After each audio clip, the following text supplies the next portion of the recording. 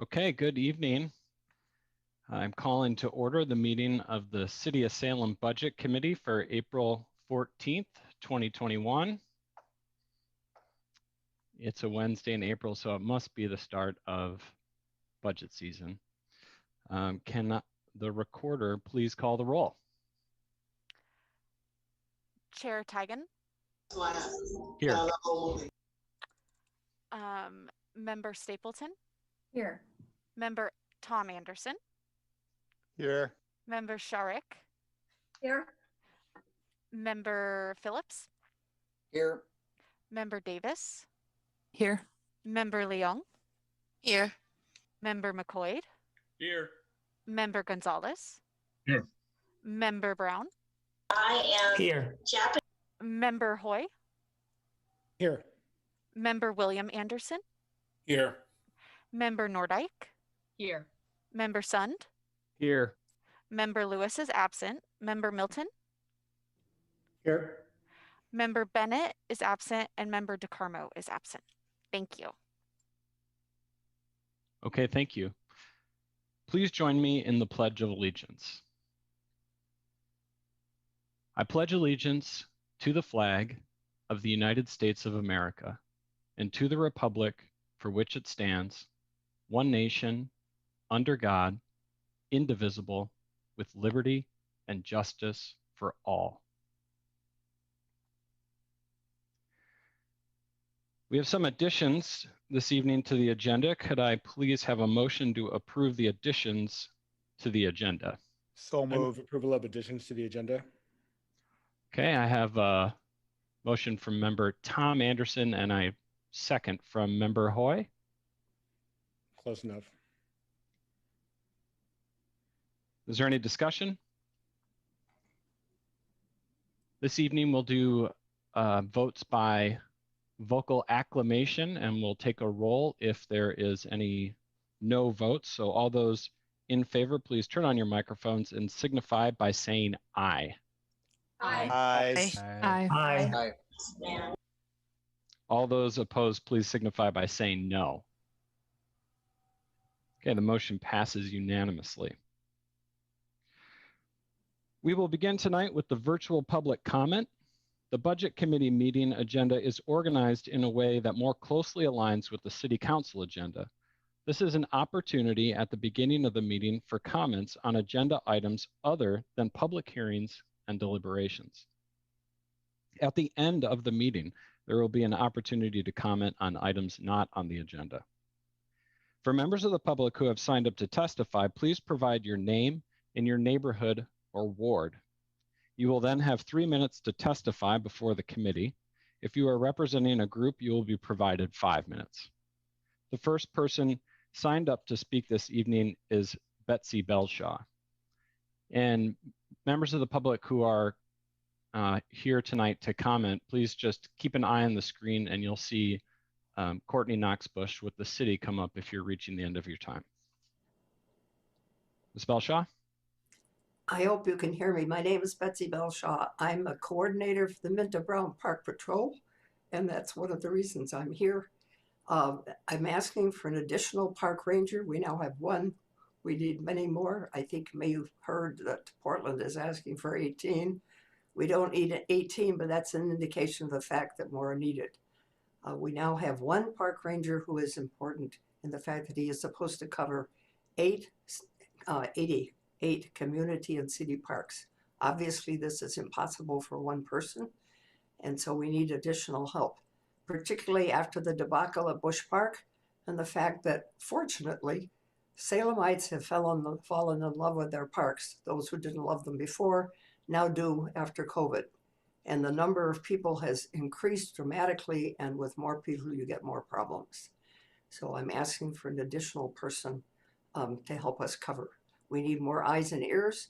My park patrol members do that, but we only have volunteer park patrol members in one park. We need park rangers to move among the parks and keep their eyes and ears open and also be available to go where they're needed when they are needed. I've said my piece. So nobody has told me that we don't need one. It's a question of priorities. Parks have always been at the bottom of the priority list.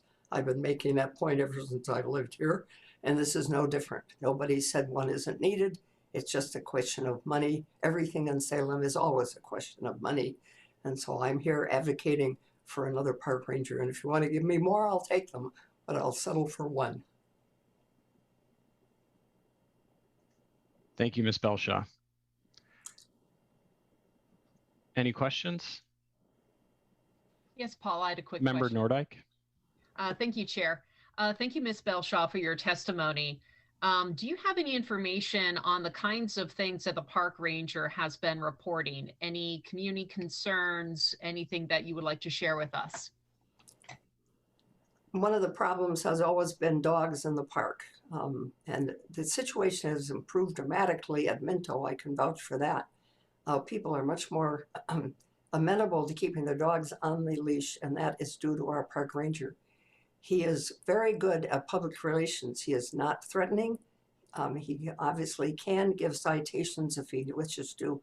I think he's done one. And if I remember correctly, he went to court, and the lady who complained was told by the judge to forget it. So it's a case of litter. The park patrol members and the park ranger, we carry our eyes out for people camping in the parks. Cascade Gateway and Wallace are the places where they're allowed now. We have no longer have a problem in Minto because we have kept our eyes open, and the proper steps have been taken when people have put up tents illegally. So it's a case of being a PR person to just make sure that people behave. And there are incidents, but nothing as bad as Bush. And we don't want to see another one of those. Thank you, Ms. Belshaw. Okay, seeing no other questions. Thank you, Ms. Belshaw. Thank you. Up next, Clifford Eifler Rodriguez.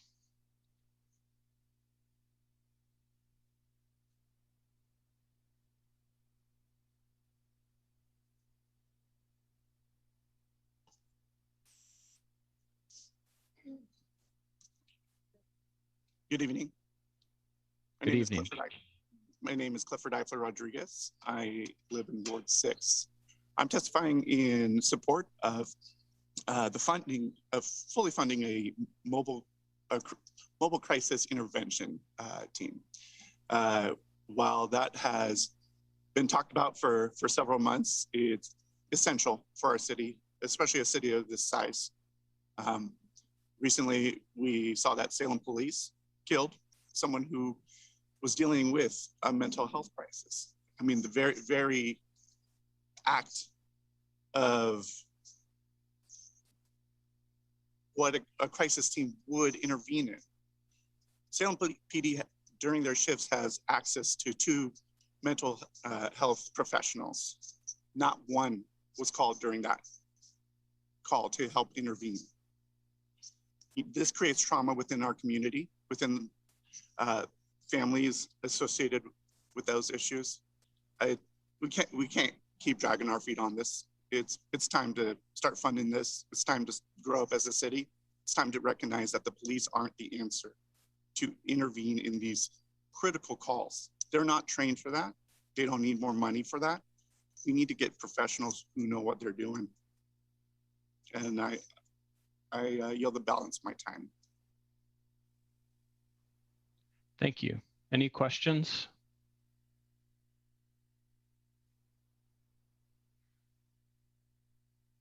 Thank you, Mr. Eifler Rodriguez. Up next, Robert Gonzalez. Hello, test. Start video. We can hear you. Thank you. Hi, yeah.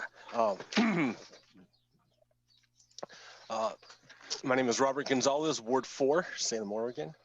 I rise in support to speak in support of the Cahoots program type thing. I have a poem. I see you there, Mr. Homeless Man. I see you there, Mr. Homeless Man. Born of the seed of no man's hand, yet ye be a brother to everyone. Growing through the sidewalk cracks, dandelion in the sun. Giving poison for the food you lack. Generous gifts from the big red hats. I see you there, Mr. Homeless Man. I see you there, Mr. Homeless Man. Face the mirror because I can. What will I do, Mr. Homeless Man? Consider these words. From whence do human rights originate? Come they from government? Nay. Come they from God? Nay. Be they fictitious? Nay. Human rights are comprised of a living, breathing network of relationships connecting all humans to one another. I have human rights because I recognize these same rights in every other human being. The moment I unjustly deny another human being their rights, my own humanity is dimmed. By raising another, I raise myself, and by debasing another, I debase myself. I am reflected in you as you are reflected in me. I'm breathing in you as you're breathing in me. It's how we repeat. It's how we repeat. It's how we complete the song. The city is awash in weeds, her engineering incomplete. The wall it hides, the wall divides, but ugliness still rests inside. I see you there, Mr. Homeless Man. I see you there, Mr. Homeless Man. You let the bankers know they're rich. You warn the workers not to be there, informing others of where they live. The mirror has a truth to give. I see you there, Mr. Homeless Man. I see you there, Mr. Homeless Man. Face the mirror because I can. What will I do, Mr. Homeless Man? All right, thank you very much, Robert Gonzalez. Thank you, Mr. Gonzalez. Any questions from the members?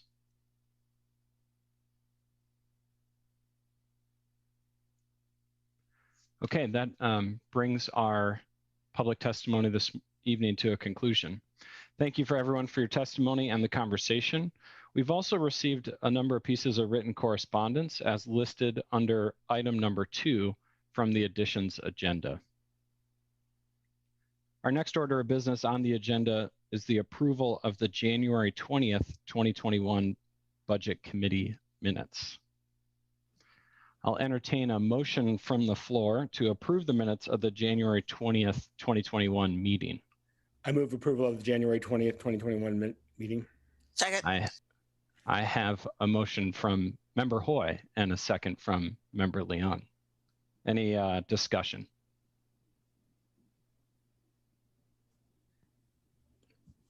Okay, all those in favor, please signify by saying aye. Aye. Aye. Aye. And all those opposed, please signify by saying no. Okay, hearing no votes, the motion passes unanimously. Okay, we're on to item number 4 on the agenda this evening. I'd ask Budget Officer Eggleston to review the action items under number 4.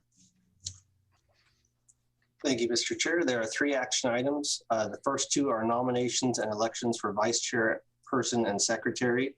The third item is an errata sheet. An errata sheet is used to identify and correct any errors found in the budget or budget document that are inaccurate or could cause confusion. This error you'll find on page 183. In the fiscal year 2022 budget, there was funding added for additional homeless programs and grants that was mistakenly included in the display for the Homeless Rental Assistance Program, or HRAP, on that page. A replacement page is also included in the additions agenda to show that how it should read, with $1,160,000 in the HRAP program and $794,380 for homeless programs and grants. I would also like to clarify that the amount for the HRAP program is $560,000 in new funding and $600,000 in rebudgeted funding from the current fiscal year. Thank you, Mr. Chair.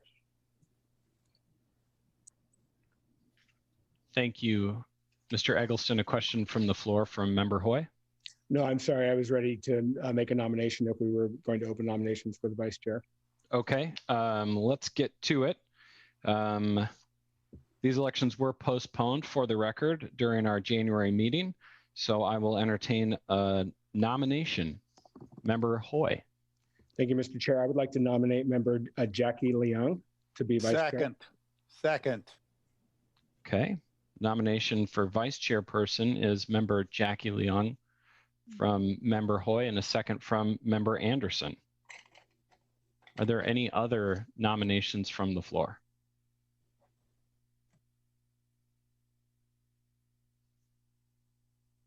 Okay, seeing no other nominations, if you are in favor of Member Jackie Leung being named Vice Chair, please signify by saying aye. Aye. Aye. Aye. Okay, all those opposed, please signify by saying no. Hearing no votes, the motion passes unanimously. Welcome to the Vice Chairperson role, Member Leung. Okay, and now nominations are now in order for the office of Secretary of the City of Salem Citizens Budget Committee. Are there any nominations? Member Hoy. Thank you, Mr. Chair. I'd like to nominate Member Tom Anderson for the role of Secretary. Okay, I have a nomination on the floor. And who do I have a second from? Second. Thank you. I have a nomination from Member Hoy of Member Tom Anderson as Secretary and a second from Member Stapleton. Do I have any other nominations from the floor for the office of Secretary? Seeing none, if you are in favor of Member Tom Anderson being named Secretary, please signify by saying aye. Aye. And all those opposed, please signify by saying no. By unanimous acclamation, there are no votes, and so the motion passes. Congratulations, Member Anderson, on your secretaryship. All right, let's move on to considering the errata described by Budget Officer Eggleston. Josh has already walked us through this errata, so I'm now entertaining a motion from the floor to approve errata sheet number 1. I move approval of errata sheet number 1. Thank you, Member Hoy. I have a second from Vice Chair Leung. Any discussion of the corrections contained in errata sheet number 1? Okay, seeing no discussion regarding errata sheet number 1, all those in favor, please signify by saying aye. Aye. Thank you. And all those opposed, please signify by saying no. By unanimous acclamation, we have passed the motion to accept errata sheet number 1. Thank you, as we have completed our agenda items for the evening, action items for the evening. The agenda will continue. Number 5, information items. Budget Officer Eggleston, could you please review the information items and handouts this evening? Yes, thank you, Chair. For tonight, there are 4 information items. The first is the fiscal year 2022 proposed budget books. This for the City of Salem and the Urban Renewal Agency. These were delivered to your homes last week and are also available online. The second and third items are the second quarter financial reports for the City and Urban Renewal Agency. We're not going to be covering those in depth, but happy to address any questions. And then the fourth item is a flyer regarding the American Rescue Plan Act that was delivered to Council on Monday and may be helpful for you also. Thank you, Mr. Chair. Okay, thank you, Mr. Eggleston. At this point, we will turn the floor over to City Manager Steve Powers to present his 2022 proposed budget and message, and conversation following. City Manager Powers. Thank you, Chairperson Tigan, and thank you, members of the Budget Committee, for this opportunity to present the City Manager's proposed fiscal year 2022 budget. With Josh's assistance, I will be sharing a few slides. Josh, are we ready to go? Yeah, you should have it on the screen. All right. I do really want to thank you for your volunteer time advising City Council on the annual revenue and expenditure plan for the city. There is an incredible amount of information included in the proposed $657 million budget and the 438-page budget document. Staff will be your guide through the major elements or minor tonight and the following 3 Wednesdays.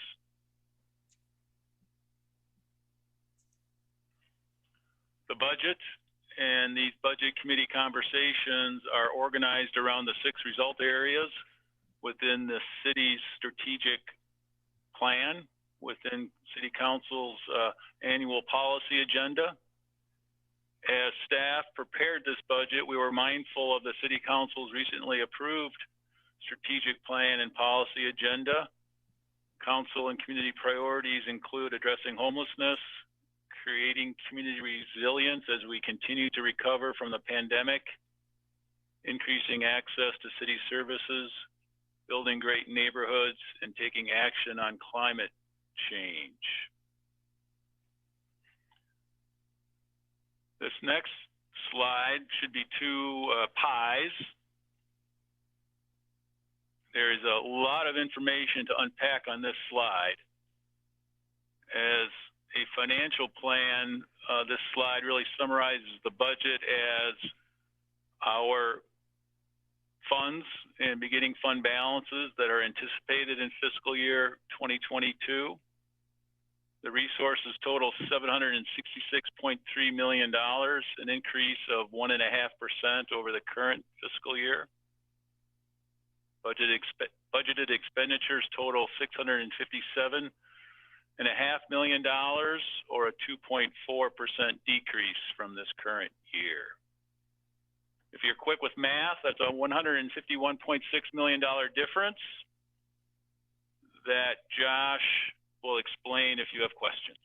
It has to do with how we appropriate funds within several of the cities. I think we have close to 4 dozen different funds within the budget. As a policy document, the budget proposes to continue services in the policy priorities of City Council. A few highlights, Josh mentioned earlier the Homeless Rental Assistance Program. The proposed budget continues general fund support for HRAP. Program funding is budgeted at a level that reflects current program limitations that are caused by some significant case management that HRAP residents require, as well as a limited rental inventory in Salem. The proposed budget includes funding to restore areas at Wallace Marine and Cascades Gateway parks that are currently being used to shelter our homeless residents during the pandemic. The termination of the school resource officer contract by the Salem Kaiser School District did create a budget impact for us, approximately $600,000. My proposed budget continues the assignment of those positions to other needs within the department. 6 officers for patrol, 2 for criminal sexual investigations, and 1 officer for the department's professional standards unit. And I know Chief Womack will want to talk to you more about that when you're considering the safe community result area. In recognition of the work that has been performed and continues to be performed by the city, a new program has been established in the city manager's office to aid in the outreach to community partners to support resources for our unsheltered neighbors and to coordinate the city's responses and assistance to unsheltered persons. No new staff have been hired to support this work. In fact, the total proposed budget includes the addition of only 1.8 positions.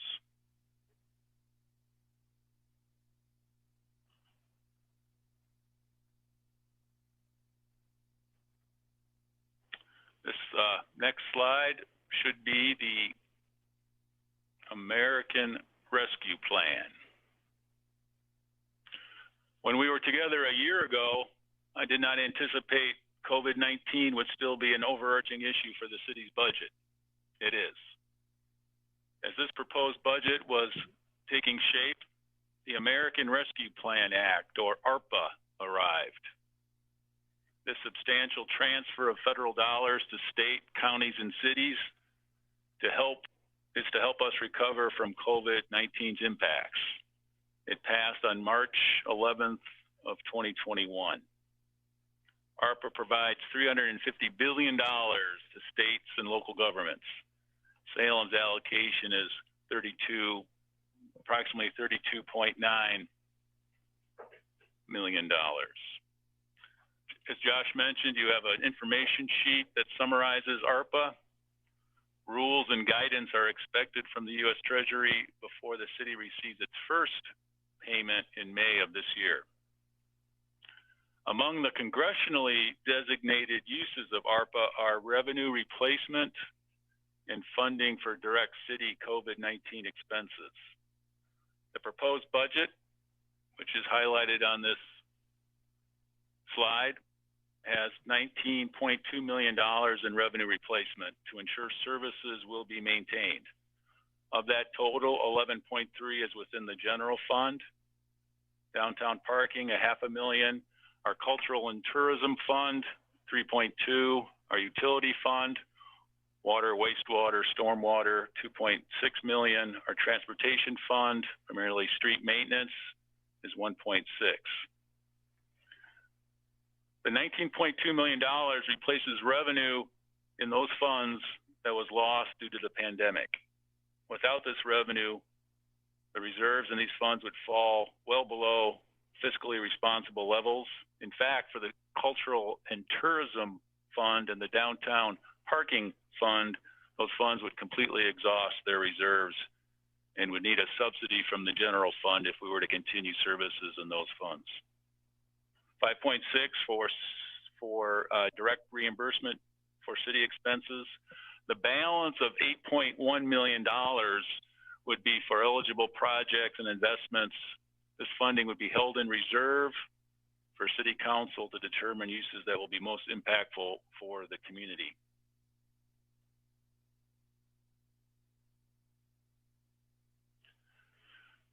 You've seen this slide before.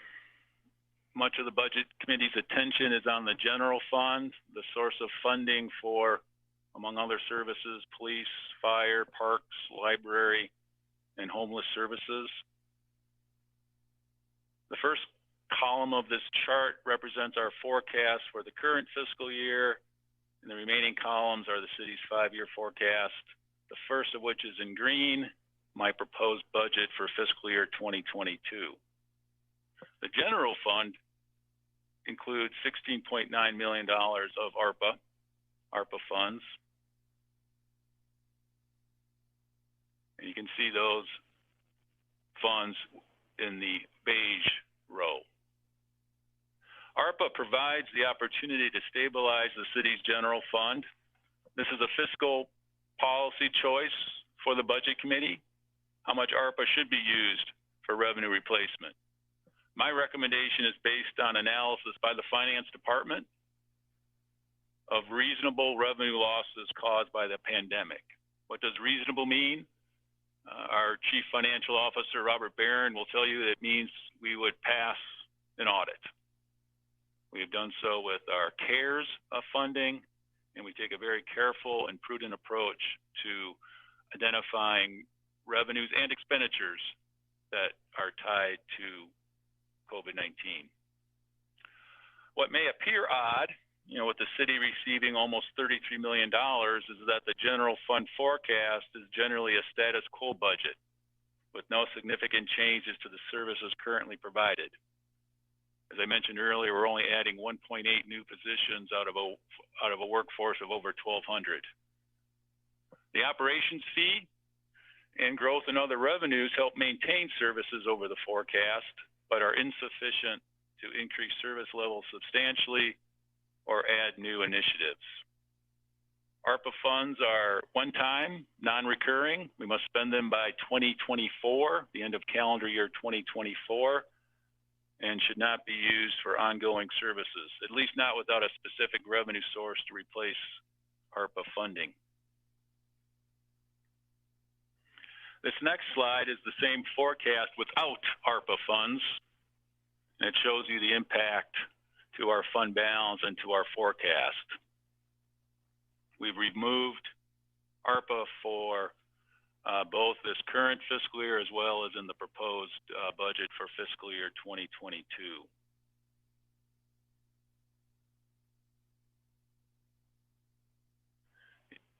Another way to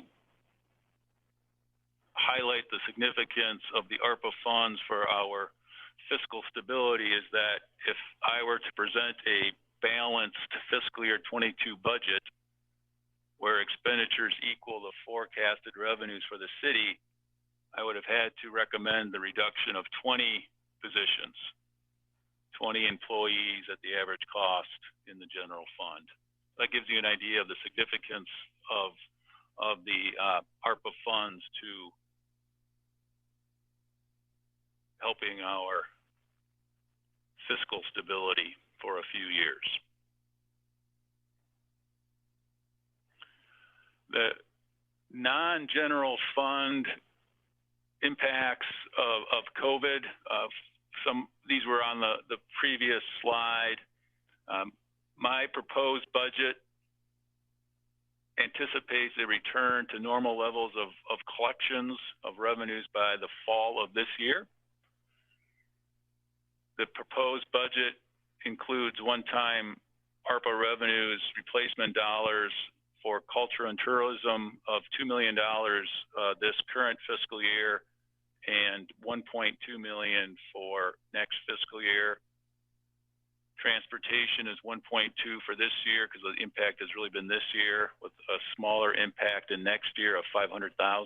Transportation services, again, would be primarily our ability to maintain our streets.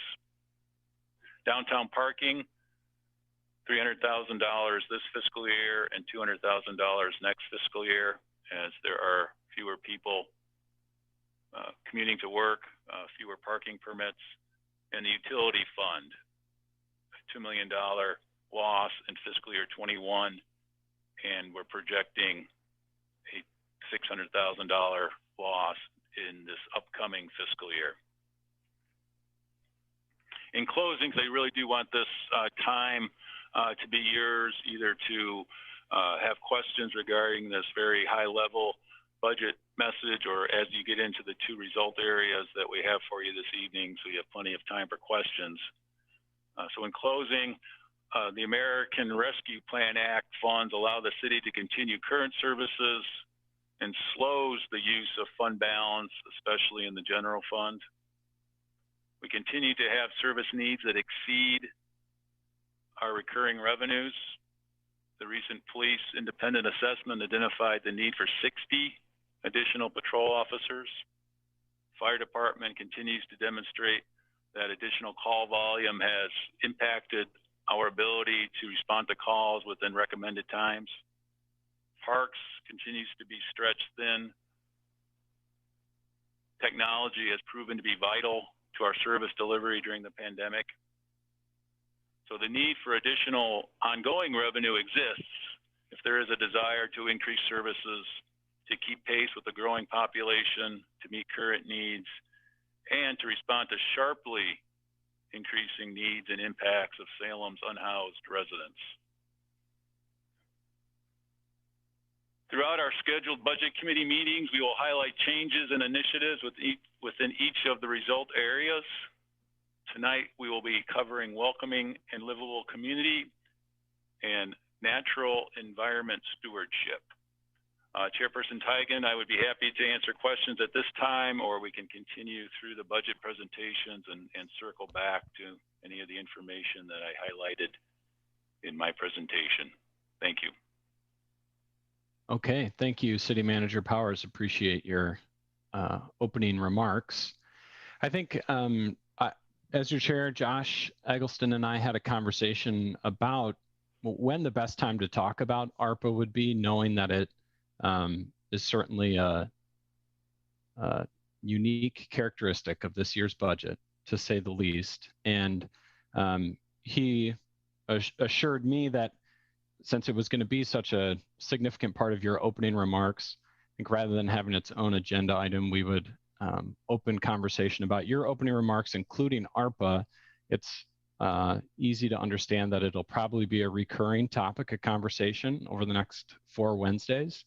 But I think now would be a good time if there's questions from the committee members to discuss ARPA directly, and maybe as a way of focusing on that for some time.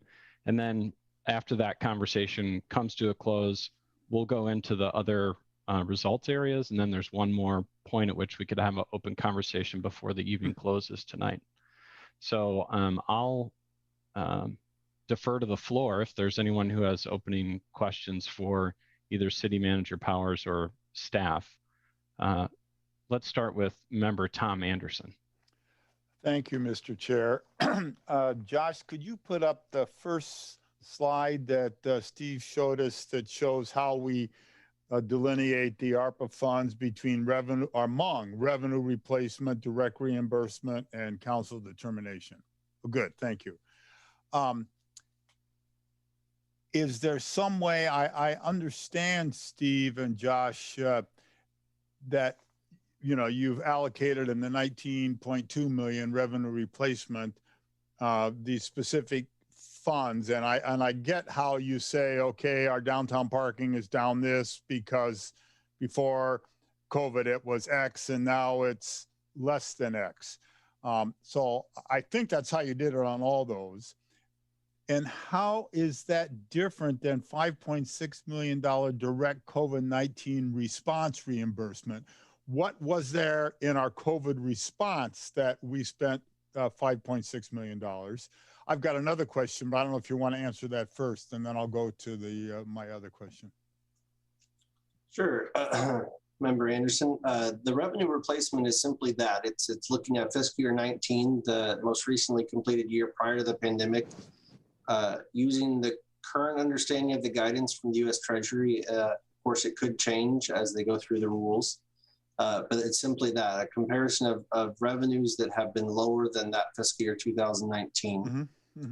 For the 5.6 million, that's costs that are reimbursable. Previously, we would have gone reimbursed with CARES dollars until our allocation was used there, but it's for costs like our emergency operations center, PPE, personal protective equipment, vaccination clinics that the fire department is helping with. For example, the weather protection grant program is included in that 5.6, the program we had last year for for businesses in Salem. There's also a allocation for emergency medical calls that are related to COVID.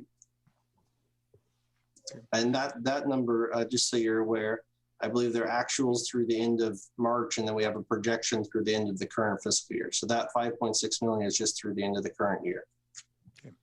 Thank you very much. My next question relates to the 8.1 million reserved, and I must confess that I have not had time to look at the flyer because I couldn't find it in my hundreds of emails I get from every week on the city.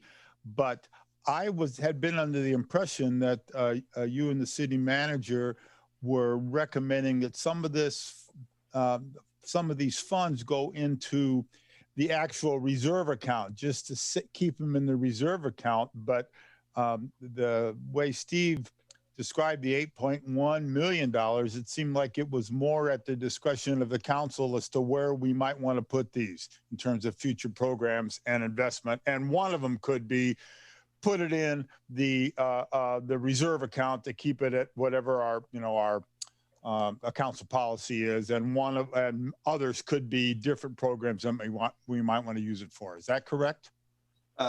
Pretty close. So it's somewhat both. So right now, the way we have it budgetarily is we want to get it on the books. We want to make sure it's actually in the budget.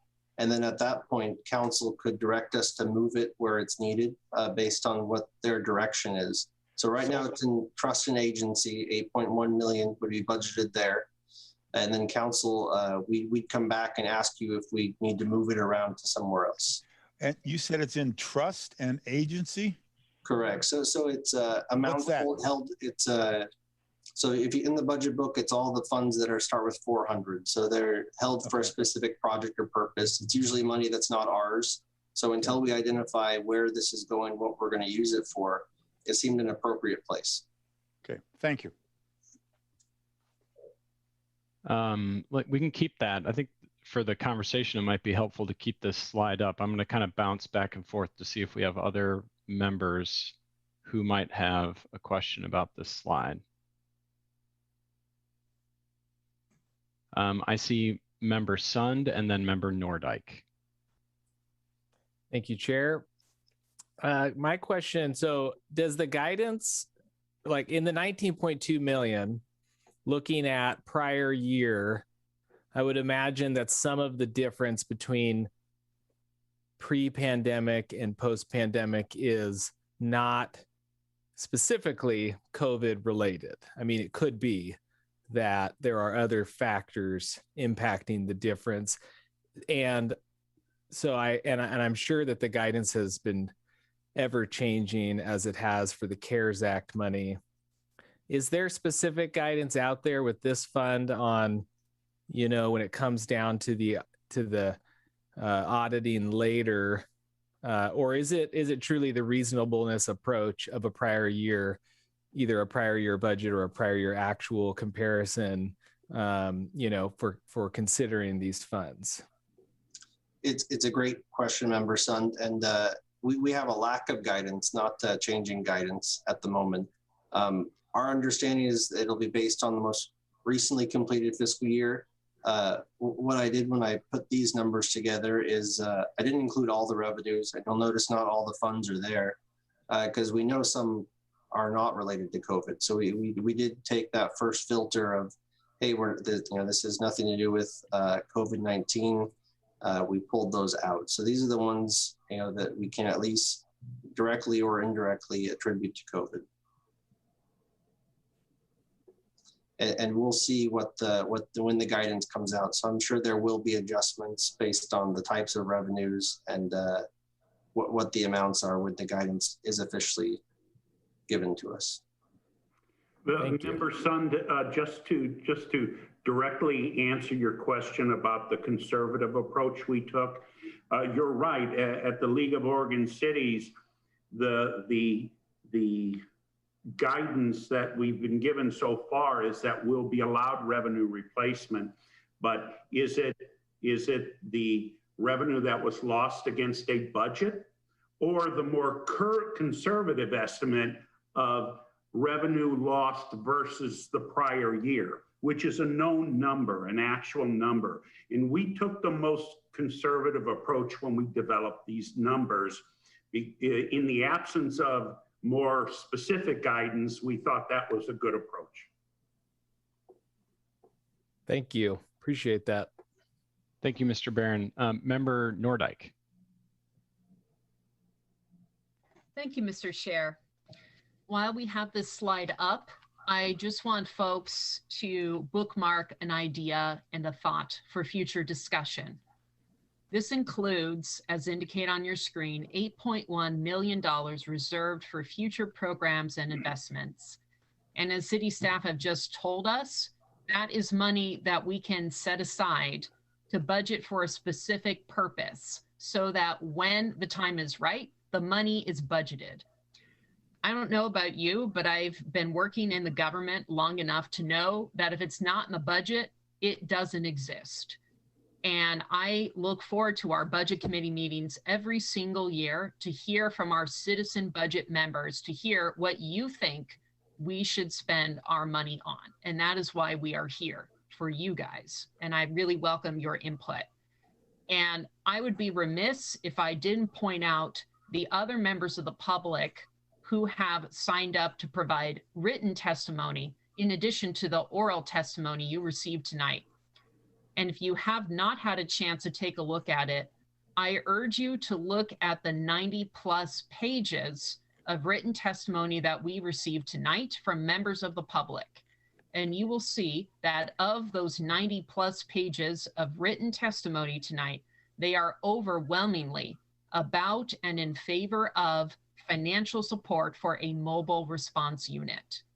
So when you take a look at that $8.1 million and you start thinking about what we can do with that money as a community, as a city, and as our citizen budget committee, I urge you to consider including a recommendation for funding for mobile response unit as one of many items that can be set aside for that $8.1 million. And I know that we will have opportunities to discuss this in greater detail in the meetings to come, but I want to bookmark this right now and make sure that you have an opportunity to listen to the community, because we heard from people from all over the city who are crying out for this mobile response unit, from people in the private sector, business owners, downtown business owners, homelessness advocates, mental health advocates, and many more. Thank you. Thank you, Member Nordyke. Member Brown.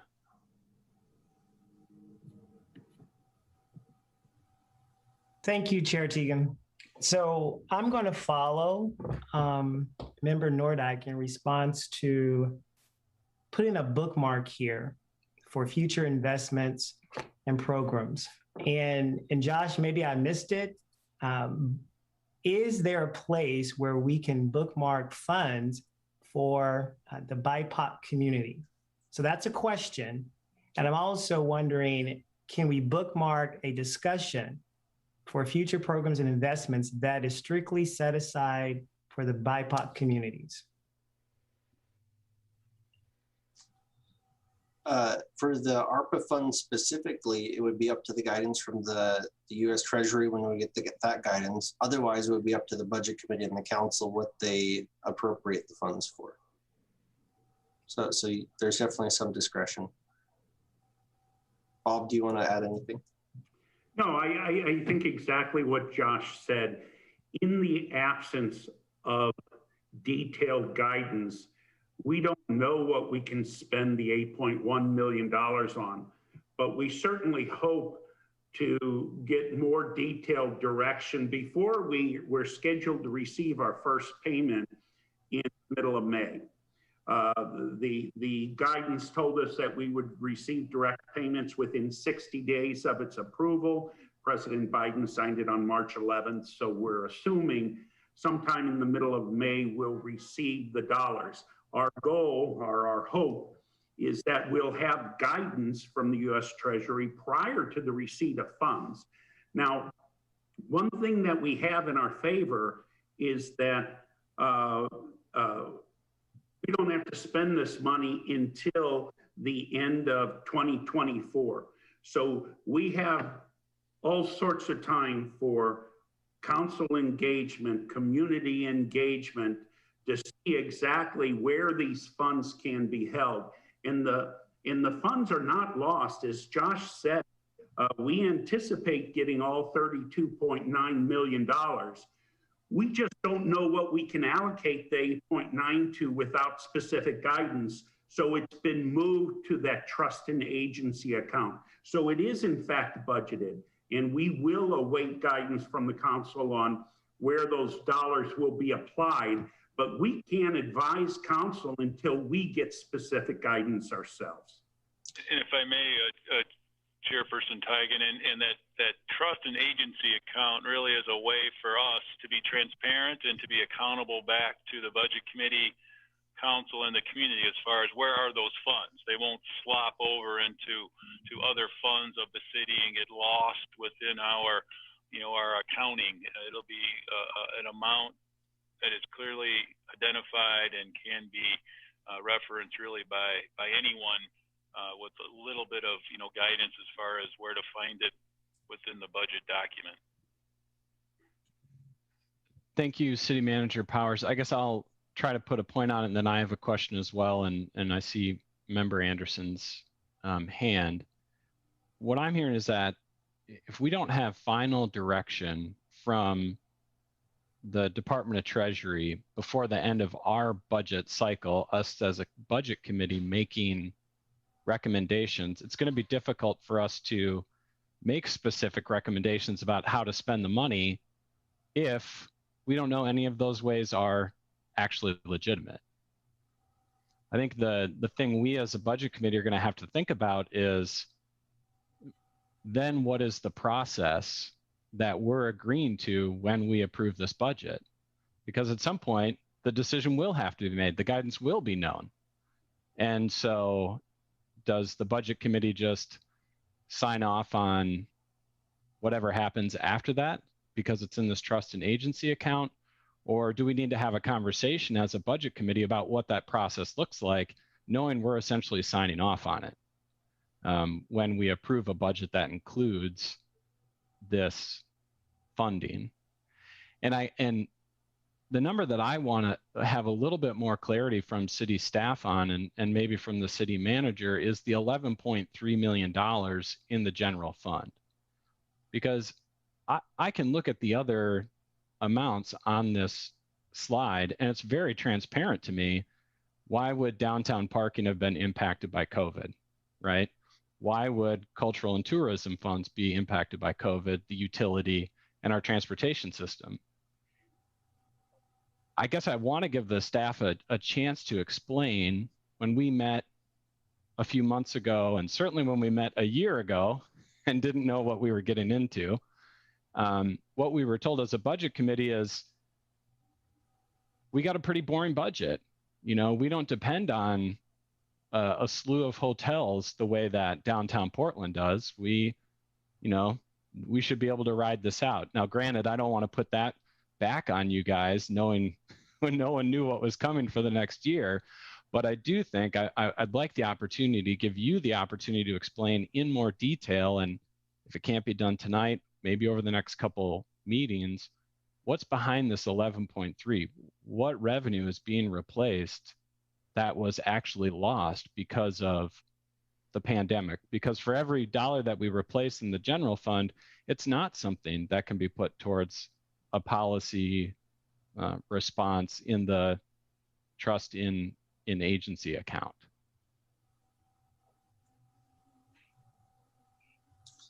We can certainly provide that detail. If I may, Josh, before you go into that detail, I think Chairperson Teigen, you did a great job of summarizing, I think, one of the key policy advice for City Council as part of adopting this budget, because your question is spot on as far as an opportunity for the budget committee to disagree with what I'm proposing, particularly as detail is shared and you understand some of the assumptions that have been made, the premise for the recommendation.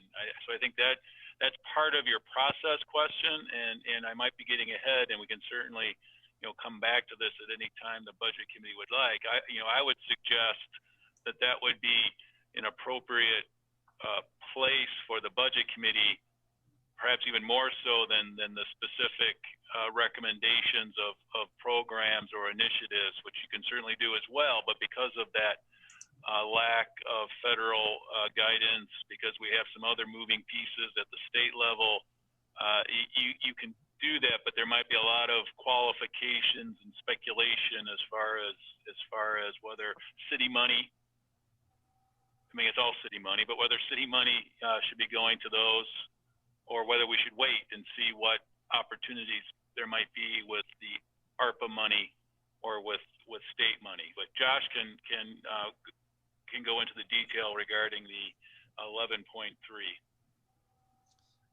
And actually, I'd like to maybe come back to that at the next meeting, the actual detail in the general fund. But I can touch on the downtown parking, especially in the cultural tourism. Downtown parking, media revenue has dropped to, very, very, very low. And downtown parking tax, some of those have been not coming in also. So that's the downtown parking. And if you're not aware, that fund pays for the maintenance at the parkades and the security that we've recently hired there. So that's one of the funds that is completely depleted at this point. Culture and tourism, the main funding source there is transient occupancy tax, which has also been hard hit. If you remember last year, we talked about Portland that's very reliant on that tax. Well, this fund is very reliant on that tax. So it's been hit very heavily. And then transportation, gas tax. This last year, people have traveled way, way less. So that state shared revenue has been down. Registrations have been down. For the utility, we need to dig into this one a little bit more, but the water usage has changed quite a bit. And I don't know if that's due to people working from home, but we can definitely provide some more detail on the general fund and the utility. Thanks, Josh. I think that'd be great for the committee. And I appreciate both your responses to the question. Member Anderson, I believe you're up next. So I had just a rather quick question. It was in response to Vanessa's statement. Just for clarification, Eugene has a program called Cahoots. When you refer to a mobile response unit, is that what you mean? Something similar to the Cahoots program? Yes. Okay, thank you. Not to be confused with other types of units, but yes, precisely that. It would be just like Cahoots, staffed by a medical professional and a mental health professional, and they respond to non-criminal calls. And there are cities creating mobile response units all over the country right now. Yeah, I really, really like that idea. And it also takes a lot of pressure off of the police, which is good. Okay, thank you. Member Stapleton. Thank you, Chair. Mr. Eggleston, could you maybe change the slides? There was one that had the different columns. I don't know if that, yes, perfect. My question is, did we have any conversation around or consideration of keeping that beginning fund balance kind of static at the 25 million versus, you know, and just putting in enough of the funds to keep it at that fund balance so that we would end with 25, so there wouldn't be any kind of, I guess, it would just be kind of a static year, right? Like nothing changing. We're just going to keep it steady so that we could take that additional 9.4 and put it towards maybe some other pressing and urgent needs in the city. Was that something that was considered? I can definitely understand the logic there. The issue is with the declining balance in the general fund, there's still that structural imbalance. So if you were to lower that 16.9 between this year and next year, you go below that 25 million pretty quick. You'll see right here, we end with an estimated $22 million at the end of 2026, and that's with the 16.9. On this slide, you know, for example, if you were to do 10 million, you know, $7 million less, you'd be under by the 2024, you'd be under that $25 million number you mentioned. So yeah, I definitely get the logic there. Also, I don't know how the guidance will play out. You know, if there's a timing for how fast you have to do that revenue replacement, can you go back and do it more later? I'm just not quite sure how that's going to work. Thank you.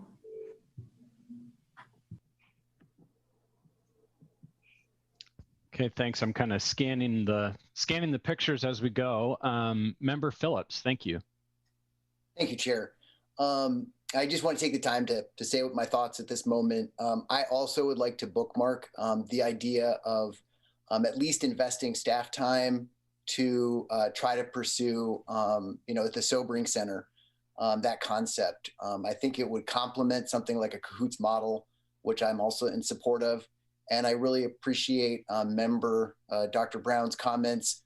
I mean, I think that we're using the strategic plan, which we have agreed as a city, our strategic policies that we will be actively anti-racist. So I'm hopeful that we can, you know, use equity as we're doing all of this.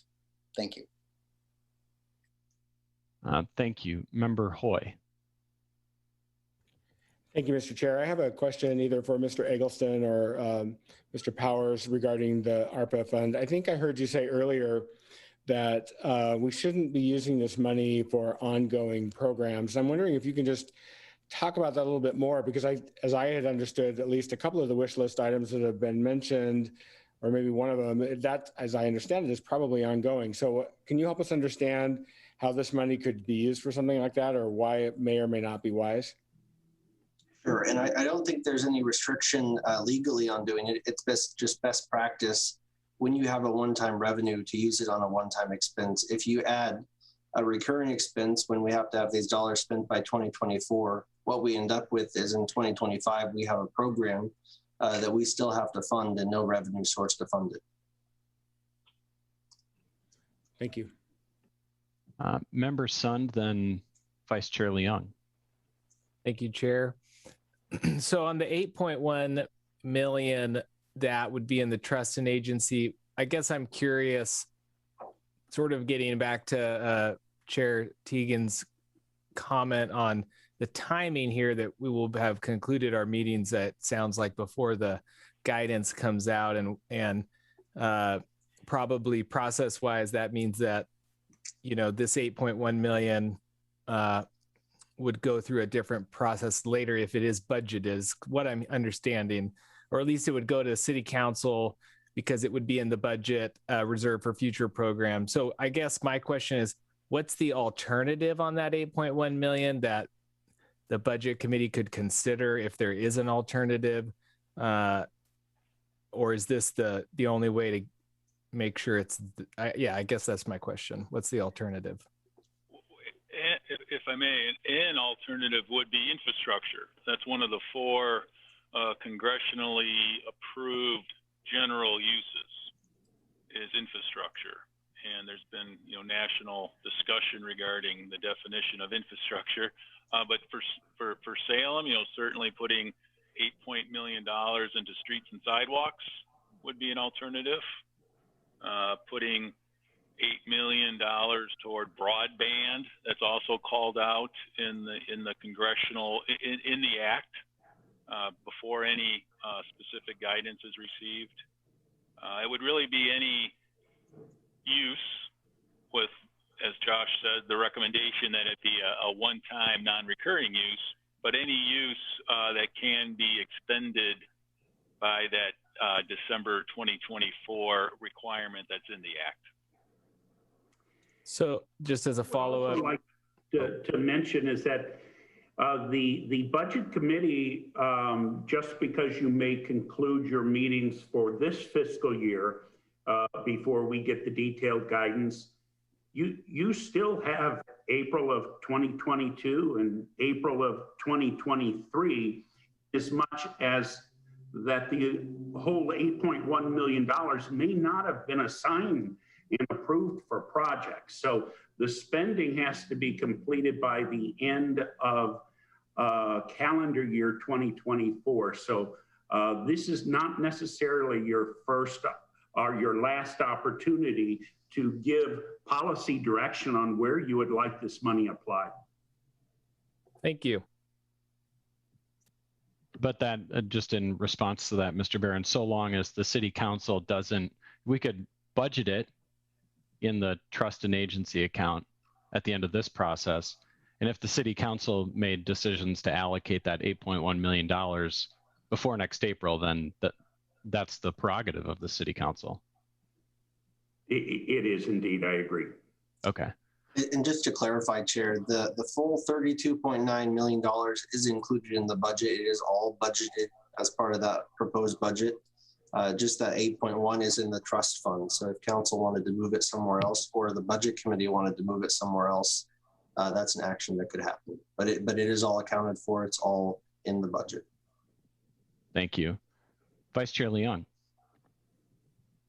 Thank you. I want to also echo members Nordyke and members Dr. Brown, specifically on ensuring that, and even actually member Phillips, on specifically since earlier in the year, like the council had passed, making sure that when we had policies that we would look at it from an anti-racist lens, and it would be, and to me, it'd be important that we do prioritize the BIPOC community, considering that COVID had hit the community the hardest, as well as looking into the CAHOOTS model for mental health support for emergency related crises that are not criminal in nature. Thank you. Thank you, Vice Chair Leung. Mr. Eggleston, if you want to stop sharing your screen, we can go back to the full view of the members so I can see everyone. There we go. Member McCoy, sorry. Okay. I just want to echo what you said in relation to Member Hoy's remarks. this is 8.1 million that has to be spent by 2024. So if you start bookmarking it for new programs, that's all well and good, but it's got to be spent by 2024. And you're then, if you want long-term programs met with a bigger budget deficit, if you spent basically $4 million a year for the next 2 years, you got another $4 million hole you got to fill, in addition to all the other issues you're looking at right now, trying to keep this budget upright. You're basically going to need that much more revenue to go find to keep this budget up to the council policy on what they have for retained capital at the start of the year. So bookmarking that for this, I don't think is a wise idea. You don't have the money to spend it for a long-term program. That's been going on for quite a while here. Thank you, Member McCoy. Any other, we focused solely on ARPA, I think, following City Manager Powers' presentation. Are there any other opening remarks or comments, questions to City Manager Powers about his presentation from the members? Member Nordyke. Thank you. I think we might be getting more into this, but about HRAP, I understand we have more money than we have landlords available. And I know that the vacancy rate is low.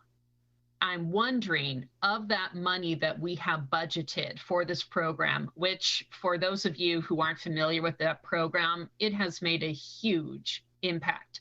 About 300 chronically homeless individuals have been successfully housed because of this program. It is evidence-based, data-driven, and it is getting incredible results for some of our most challenged individuals. So my question would be, is there anything we can do with that budget set aside for HRAP to sweeten the pot? Maybe a sign-up bonus for landlords, maybe an advertising or marketing budget. I don't want to jump the gun if we're going to be speaking more about that this evening, but I wasn't clear on whether to bring that up now or later. But the thought popped into my head, and I would just love to see more landlords get on board with a successful program. Director Rutherford. Yeah, so we have looked at different ways to bring more landlords on board, but the issues aren't just the shortage of landlords, it's also the price point of units that are available, because the HRAP program starts with the people in HRAP and then moves them or graduates them out of the HRAP program onto vouchers. And the big challenge is that once people get vouchers, there is a really big challenge in the community in finding housing or rentals within the community that meet the voucher requirements price-wise. So I'd say, for the next year or 2 years, as we're working to bring Yaquina online and working to get Sequoia Crossings developed, we are really kind of at a sticking point in the community when it comes to pricing. And we've done a lot to try to even take the voucher requirements pricing wise, looking at kind of micro zip codes and not the city at large, to try to lift the threshold for vouchers and what they can afford. And we've done just about everything that we can in that regard. So having the lower amount for the next couple of years and really focusing more on case management and getting new units developed, I think is, how we're looking at this as being the best approach to help as many people as we can. Thank you, Director Rutherford. Just for reference, under what budget result area would we be discussing the HRAP program? It's pop quiz. Sorry. Okay, great. So we can, after Josh's presentation tonight, if we want to pick up from that point, we certainly can. Thanks. Sorry to put you on the spot there. I'll do the awkward Zoom pause and see if there's any other questions about the opening presentation. Didn't take too long. Member Stapleton. Well, now I'm used to your ways, and so I knew it was coming. City manager, I was wondering, we all sit here, discussing our bookmarks and the things that we want to invest in. And I know that you probably have your own when it comes to communications with the county and with the state. And I'm wondering, what are the ways that you're looking at getting help or collaborative work from the county and from the state? Who's involved in those conversations, and maybe if they've started yet or not? I guess maybe just a general update on that.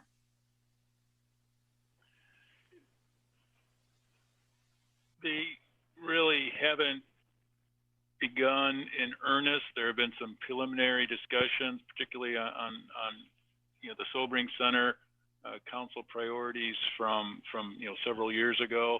We are, though, more waiting for the legislature to conclude, and also that federal guidance.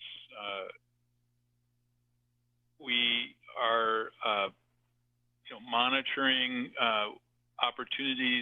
certainly opportunities to provide input to the state legislature, but there aren't any, other than some bills that are looking very positive for us and other cities with similar challenges to ours. We aren't engaging on any specifics yet. Thank you. Member McCoy. A follow-up question to Kristen. With that Section 8, with the housing budget you get, as I recall, it would say it would be for 3,200 people in a set amount.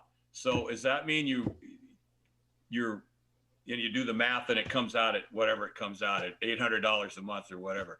Are you stuck then for all those vouchers have to be at $800 a month? You can't adjust and say, well, we're not going to serve 3,200 people. We're going to serve 2,800 people at $1,000 a month so they can actually get housing?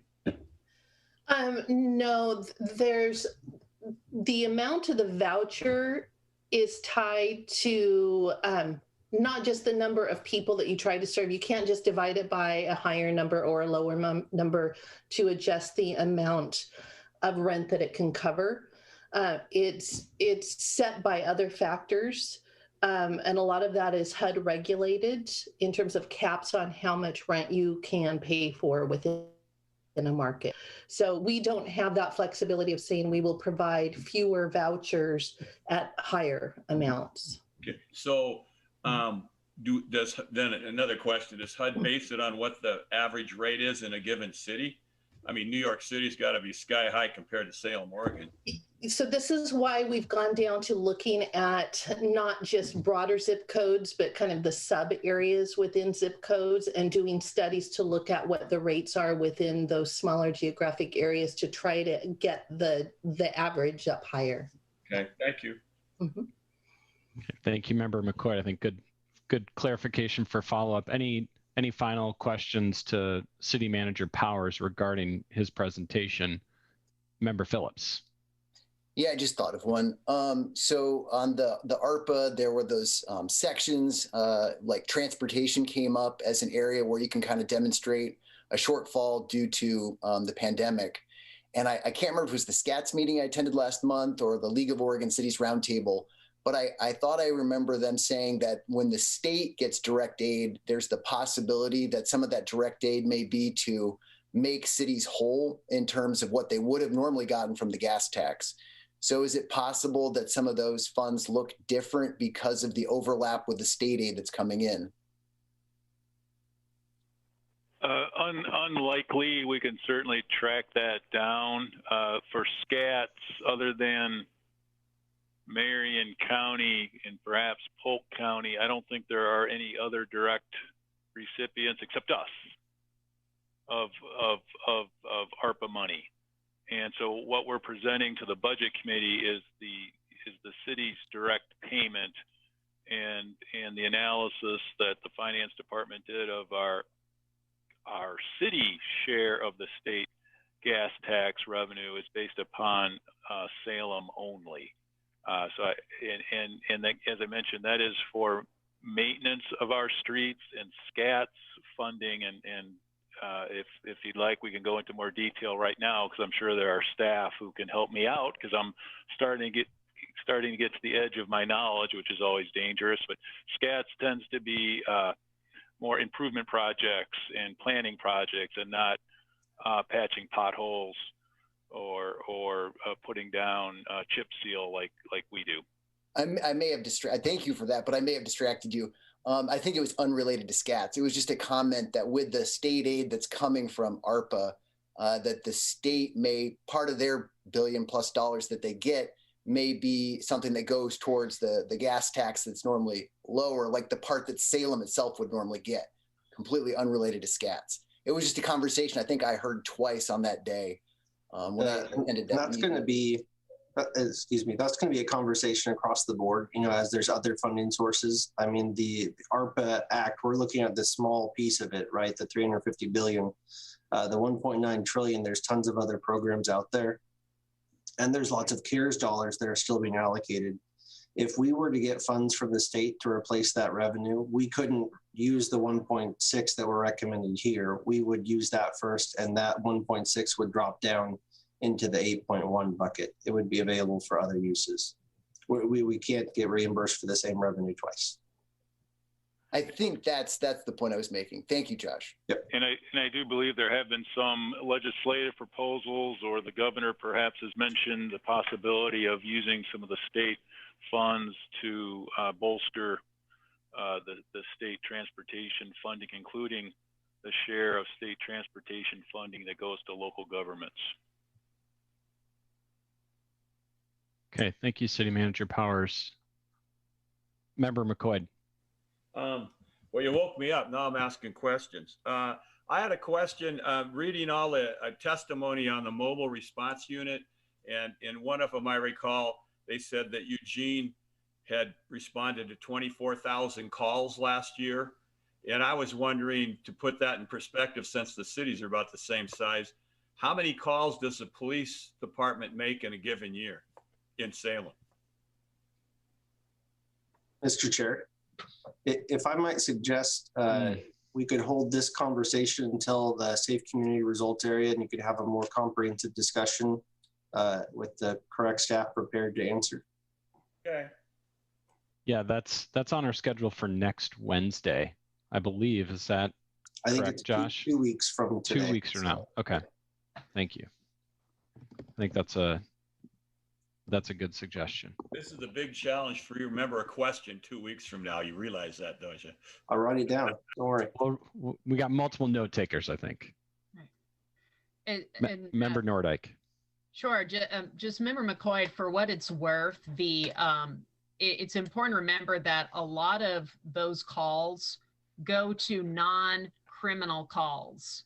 So they respond to things that police wouldn't necessarily respond to in the first place, such as, I have an unsheltered person wandering around confused. Oh, I understand all that, but one of the selling points was there's 24,000 calls the police didn't make. They were making the calls you talk about that aren't being made now. I want to know what that amount is and how that would equate to the police department operation. I understand. And as I understand it, those 24,000 calls would have been about 17% or so for the city of Eugene total calls, but I'm going off the top of my head. But yeah, we'll have more convo in the future, I'm sure. Okay, thank you both.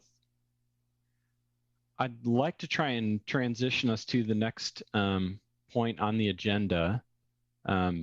Specific to ARPA, I think I'll take a chair's privilege and just say, we've, as a group, a number of us have been doing this for enough years, and just even myself, just a handful, but to know that the amount of money coming not just to the city of Salem, but to Marion and Polk counties, to Oregon, that is above and beyond what we consider, is really remarkable. I think City Manager Powers called it historic at your council meeting on Monday. And I really appreciate this robust discussion, because this is our responsibility, especially when so much additional funding would come to the city.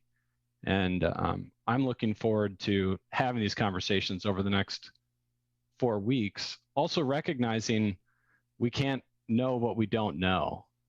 And so I guess I'd like to see us work towards understanding what the process is going to be for how those funding decisions are made after we close as a budget committee in early May. Let's move on to special orders of business. And I'll read a little bit from the script. Budget Officer Eggleston will now present overviews of result area budgets. In between such result area presentation, there will be an opportunity for the budget committee to ask questions of staff and to discuss that result area budget information. Rather than introducing Josh each time, we will allow him to begin the next presentation when there are no further questions or discussions. So, Mr. Eggleston, the floor is yours. Thank you, Mr. Chair. And I have a few introduction slides just about the overall process before we get into welcome movable community. Development of this budget was guided by the Council's strategic plan, which provides our mission, vision, and values, defines the expectations of the Council and community frame within the policy and the policy agenda.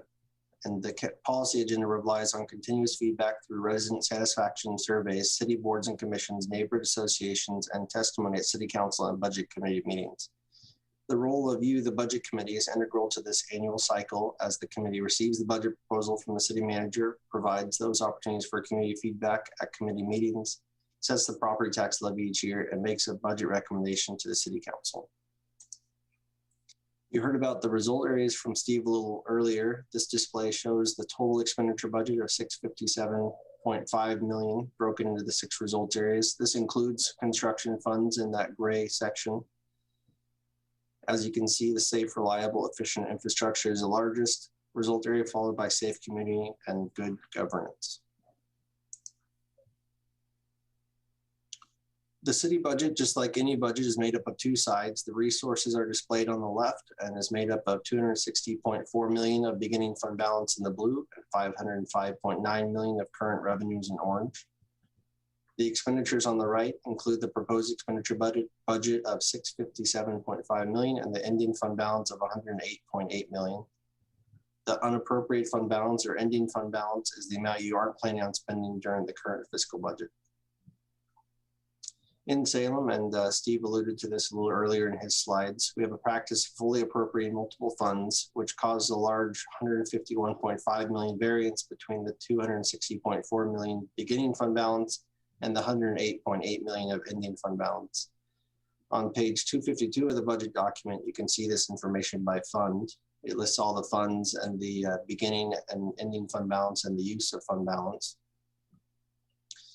For funds like the general fund, the expenditure and resource budget is designed to balance with the expenditures with revenues. For other funds, there could be planned spend downs to deplete the fund balance over time, such as capital construction or bonded projects, where you eventually see that cost center or fund deplete to 0 and the project would be finished.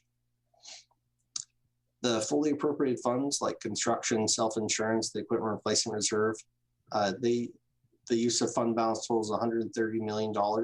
And then the remaining 21.5 of the 151 is for the other funds that are budgeted to expend fund balance, but they'll also likely most likely have some savings that'll offset that use. A little bit on the budget book itself. The budget display converts hundreds of line item entries into programs and aligns those programs with results the community cares about.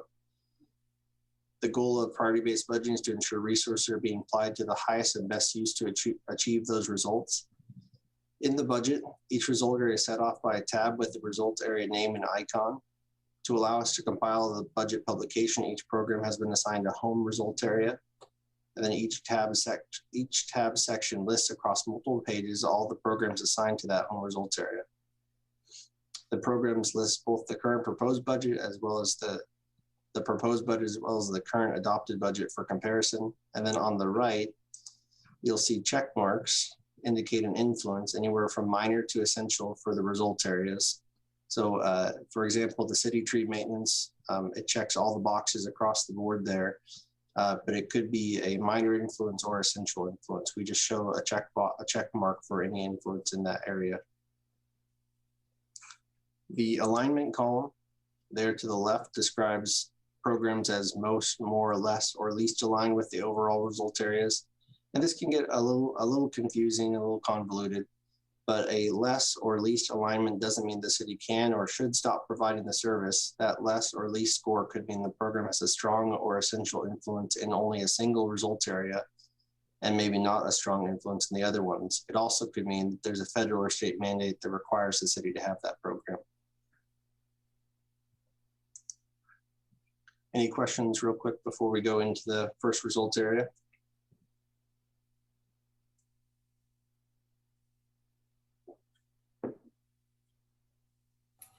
Sorry, the spacing of the chair, I'll admit to it. Member Anderson. So when you're classifying an area as being less, least, or more, what criteria is used to determine that? Because I noticed that like youth, some of the youth programs were least. Mm-hmm. Great question. So it's an alignment with the overall goals. So it gets a score for natural environment, safe community, infrastructure, economy, and welcome livable community. There's also basic program attributes, things like, is it federally mandated? Is there cost recovery? How much of the Salem population does it actually serve? So there's other factors that influence that score. So all of those together create the least, less, more, and most. And like I was saying, for the youth programs, for the welcome and livable community, it might be essential. You can't have a welcome and livable community without that youth development program, but it might score less, a minor or some influence in the other areas. So it gets a overall less or least score, but it might be essential to that area. That's why when you see those, you have to take them with a grain of salt because there's more detail underneath where it's very important for a particular area, but overall it's a less alignment. Thank you for clarifying. Yeah. I see a question from Member Stapleton. Thank you.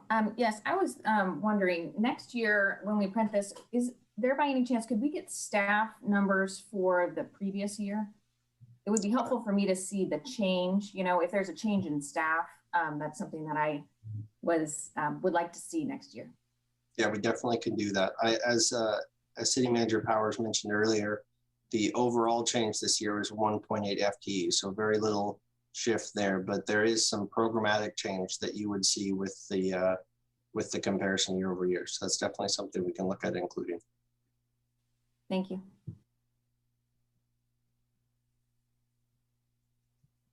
Okay, I think you can proceed, Mr. Eggleston. Excellent. So our first result area is welcome livable community.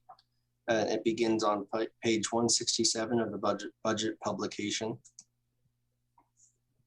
The fiscal year 2022 budget for the results area is nearly 33 million, and there are 134.52 full-time equivalent positions within this result area's programs. The program pages provide more detail about the services and positions. A couple workforce change highlights. We talked about 1.8 overall, but we have some movement within that 1.8. Due to the ongoing difficulty of securing qualified seasonal hires over the last 2 fiscal years, the proposed budget includes the conversion of a seasonal laborer to a parks maintenance operator. You'll see that at the top there. And then a slight reorganization in the community development department led to elimination of 1.2 FTE in the neighborhood enhancement division. And then the transfer of the community service liaison and the youth development coordinator to the city manager's office. Little reorg there. And then in Center 50 Plus, they received a grant for additional outreach services, including the Wellness on Wheels van, which provides front porch visits for mobility and wellness programming, fun activities, social check-ins, and technology tutoring. The 3 limited duration positions total 1.8 FTE, and they support these outreach services. And then additional CDBG entitlement funds were allocated to the city through the CARES Act, and a limited duration position manager was hired to help manage these additional grant work and to get funding to recipients. Among the highlights for the Welcome Livable Community result area are an update of the comprehensive park master plan system, planning for a future Bailey Ridge neighborhood park, and that's the picture there, and projects at Mentor Brown Island Park and Bill Regal Park. In addition, Council approved a fiscal year 2021 mid-year budget addition to fund many programs and grants that support houseless residents in Salem, such as camping in the park, vehicle camping locations, vehicle towing, and the development of sheltering options. Funds for the continuation of the Safe Park program, vehicle towing, and temporary emergency or warming shelters are included in the fiscal year 2022 budget proposal. And then also with the passage of the ARPA American Rescue Plan Act in March of 2021, the city learned it would be a recipient of additional home funds for rental and mortgage assistance programs. Some accomplishments in this result area include the reconstruction of the Orchard Heights Park tennis courts. Update to the courts allow the United States Tennis Association tournament play and also add pickleball courts. Construction on the Jerry Frank Salem Rotary Amphitheater, which should be completed by this summer. The Salem Rotary funded the amphitheater structure while the city covered the cost of walkways, park lighting, amphitheater seating, and other amenities. And also at the north end of Riverfront Park, an 8-room restroom facility was constructed with funding assistance through a grant from Oregon Parks and Recreation. Also during the pandemic, the library reimagined its service. Some adaptations include contactless curbside service, purchasing more ebooks, and delivery of materials to homebound patrons. The library also launched a book match service in October 2021 to connect patrons with materials that interest them.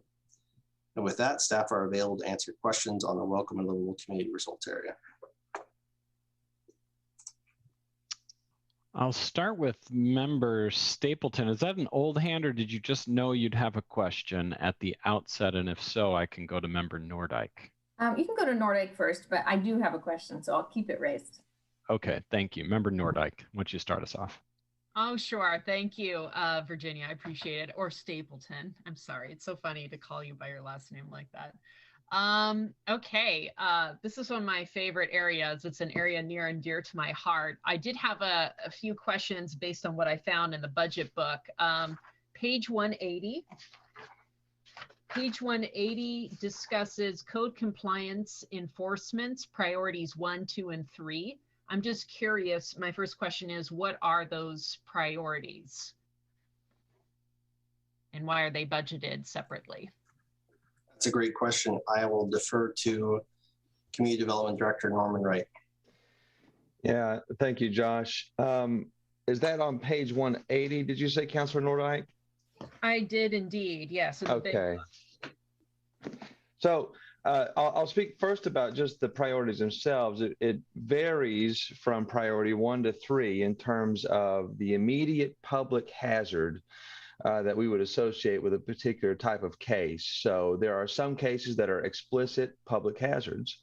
Other cases that would be more of an instance of, say, pending public hazards, if not addressed immediately or as soon as possible. And then finally, we have things that are of the sort like trash, junk, debris, or tall grass. And while those things are very important for us to deal with, those would be something like, say, a class 3, where we're not going to see an immediate danger that has to be addressed as quickly as possible. And the reason why we have these priorities is because even right now at this point in time, our code compliance officers are handling about 80 cases apiece, which is 30 more than the 50 per officer that we want to try to keep them at. So they are already at a stage of triage when it comes to managing those cases, and the priorities are critical for that. Can you give us an example of what a priority 1 would be in terms of hazard? Yeah, sure. So imagine another trash, junk, and debris situation that actually leads to the point of refuse becoming putrescent. I'm trying to use the best words I can here to just describe a very difficult situation. Those particular cases are immediate impacts to people, whether it be from fumes or from disease vectors. And so that's an example where we have to work very quickly on it and actually maintain some capacity and bandwidth within the staff to be able to do so. Okay. My next question was on page 189. And this is under General Fund Programs and FTEs under Urban Development Department. It shows there's a General Fund Program and FTE that is simply described as affordable housing. And we do see a jump in that cost from 234,000 and some change to 362,000 for the upcoming year. And I'm just curious if perhaps the Director Rutherford perhaps might be the best person to speak to what that increase is in regarding and to how that constitutes affordable housing. One moment, I'm scrolling to that page. You said it's 100 and what? 189. 189, okay. Sorry, I'm scrolling rapidly. No problem. This might be, we've added a limited duration position within federal programs. Because of all of the additional HUD funding that we have coming our way that we need to get out the door within the next few years, we've added an 18-month limited duration position to help us deliver those programs. Okay. And I'm curious, I saw that we have a decline in anticipated CDBG grants on the same page of 189. And I know that it's always hard to know exactly how much money we're going to get in CDBG grants.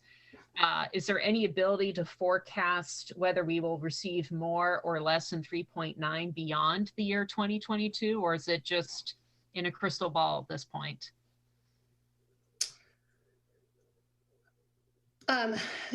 Every year it is a best guess estimate. And, you know, we typically, so we receive an award letter usually sometime in the winter telling us what our allocation is going to be as we're going through our grant process. So the 2022 program, that 3.9, that's based on what we were informed we would be allocated. For us to project for 23 at this point in time, we wouldn't know. We won't know until about halfway through the year. Great. Thank you. That's what I had for now. Thank you. Thank you, Member Nordyke. Member Stapleton. I lower my hand here, otherwise I'll forget. Okay, so Director Rutherford, while you're here and we're on page 189, I had a quick note. We have a line item called social services. Could you tell me a little bit, like, what does that include? What does that, I guess, yeah, what does that include? So we engage in social services in two ways. So one is a general fund allocation that we receive from the city that is then granted out to nonprofits in the community through an annual application process.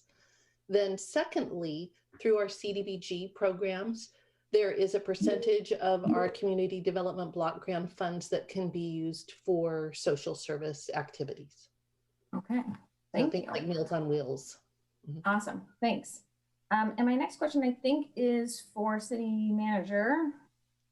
On pages 180 and 181, I see the movement that we were talking about with the Neighborhood Association outreach and support and the youth development moving into your category, which is listed on 178. And I was noticing a drop in the funding for that of 108,180 difference between last year and this year for those few outreach programs that we do. And then I see that the homeless sheltering and coordination line item there that's added, which I don't see anywhere else. So my question is, are we taking from the neighborhood outreach and support and the youth development to create that homeless sheltering and coordination? Is that where is that how we're shifting the funding to create that position? No, there is no additional position for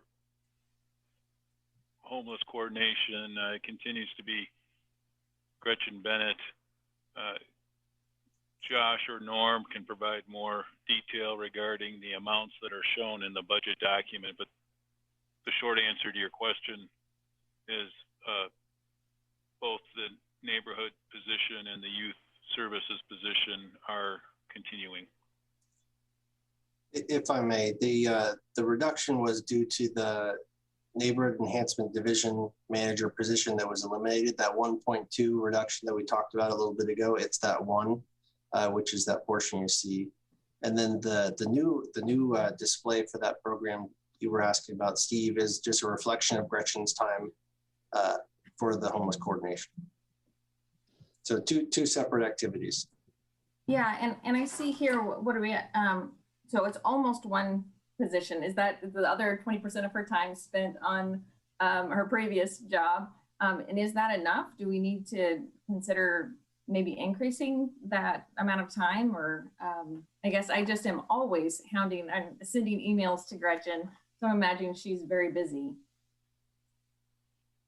Well, in addition to the other staff who are involved in really what has ramped up considerably over the past couple of years with the city's proactive as well as reactive services and efforts with our unhoused residents, it's certainly a growing need. I think it's another example of where the city's ability to keep up and certainly to get ahead of some of these really critical issues is constrained by the really fundamental imbalance within the general fund. Okay. I just had one more question, and this is under the Public Works, page 186. I am looking at the city tree maintenance, and I see a sizable increase, which is great. But I was just thinking back to the ice storm and every single email that we all got, praising us for the trees that had been pruned and maintained. They seemed to hold up better in the storm, and the ones that had not been maintained seemed to suffer a great deal. And so also looking at the city's tree report, knowing that only 2% of our tree canopy is considered in excellent condition, knowing that we have a climate action plan coming up. And so knowing that tree canopy is going to be so vital and important to us as we move forward with climate change in mind, is there any consideration to possibly increasing that line item? Hi, Mr. Fernandez. Hello, Councilor Stapleton. We have been in discussions about increasing the budget for tree planting. It's not in this line item. We have 2 contractors that plant trees for us. One is Treecology and the other one is Friends of Trees. We checked with Treecology and they really do not have the capacity because we not only have them plant, we have them maintain the trees, water them for 3 years. Mm-hmm. So we are actively looking for another contractor to see if we can up the amount of trees that we're going to be planting. It's not in, you won't see it in the budget, but we may come to council later on with an amendment, or we may look for another line item where we have savings to be able to do that. And then with Friends of Trees, we're also going to look for additional opportunities where they do the outreach and do some additional plantings and maybe look at street tree plantings like Patricia Farrell was discussing the other day at council from a question that you had. So we're aware of it. We want to do more, and we're actively looking for a way to do it. Great. Could you address the part about just maintaining the trees that we currently have? I know that's a whole nother thing. It's not, yeah. Could you address that? Right. We could certainly use increases to the tree crews. We just cannot afford them in the overall scope of the general fund budget. Okay. Thank you. I think that's all I have for now, Chair. Thank you, Member Stapleton. Other committee members have questions regarding this budget area. Member McCoy.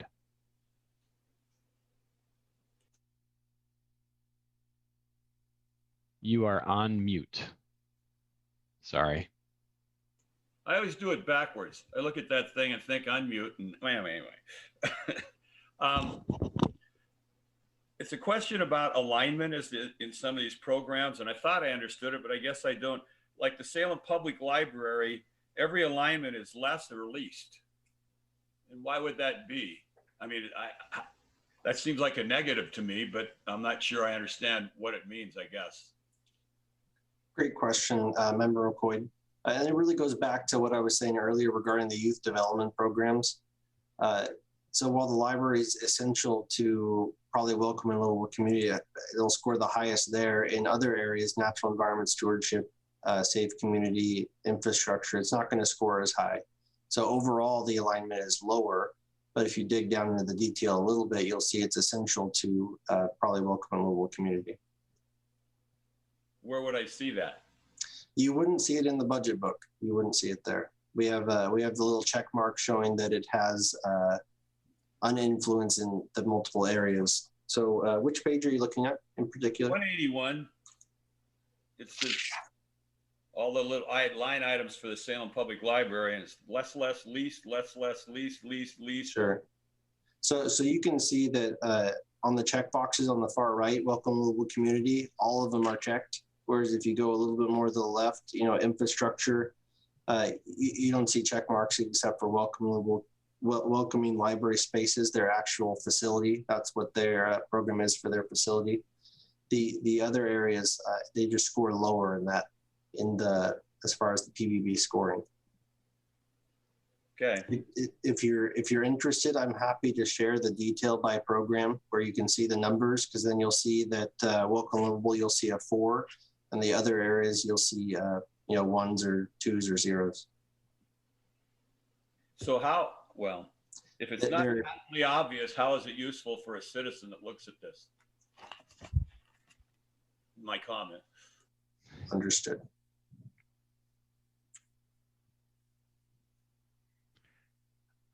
Josh, I have one question. I'm looking at page 190 on the trust fund summary.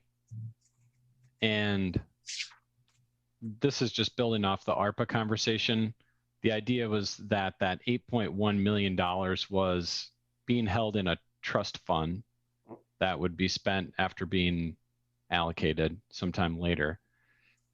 Maybe it's not in this budget area. Is there a budget area that it shows in the book that we're holding $8.1 million for future use in a trust fund? Yeah, that's correct. It's in good governance. So not knowing particularly what programs it's going to be used for, that seemed like a natural spot. So you'll see it on page.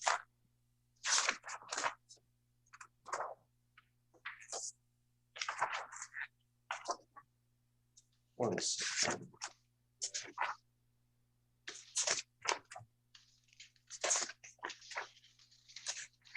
We'll get you the page.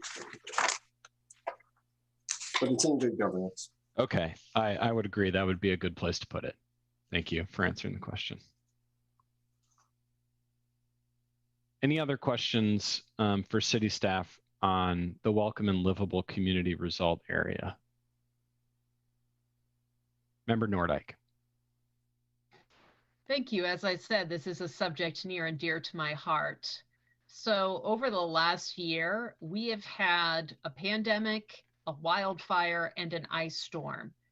And during that time, we saw the city and several community partners spring into action by creating temporary shelter space that had to be activated so people could get out of the cold, so that people could socially distance, and so that people wouldn't have to breathe the dangerous fumes from the wildfires.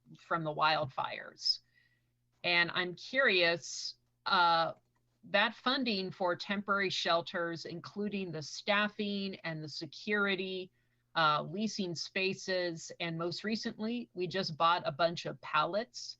So we would have a pallet shelter at Portland Road. All I'm saying is these things all cost money, and I'm curious, number one, where do they show up in this budget, that sort of funding?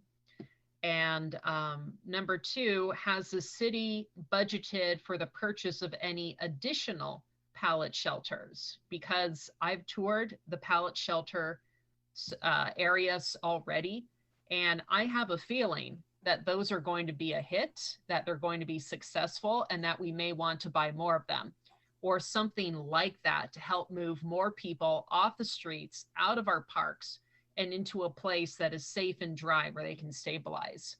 So I'm just wondering, are those things in the budget? If so, where are they?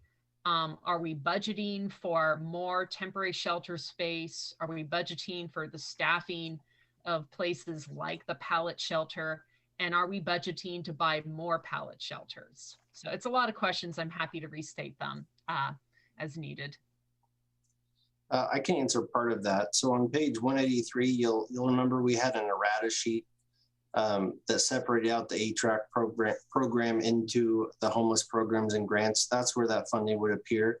You won't see prior year funding because to date, it's been done with contingency transfers and supplemental budgets. So we haven't had a standing program in the budget for those homeless shelters. As far as what comprises those amounts, I can defer to Steve, or we can wait until a future meeting. Gretchen wasn't able to join us this evening.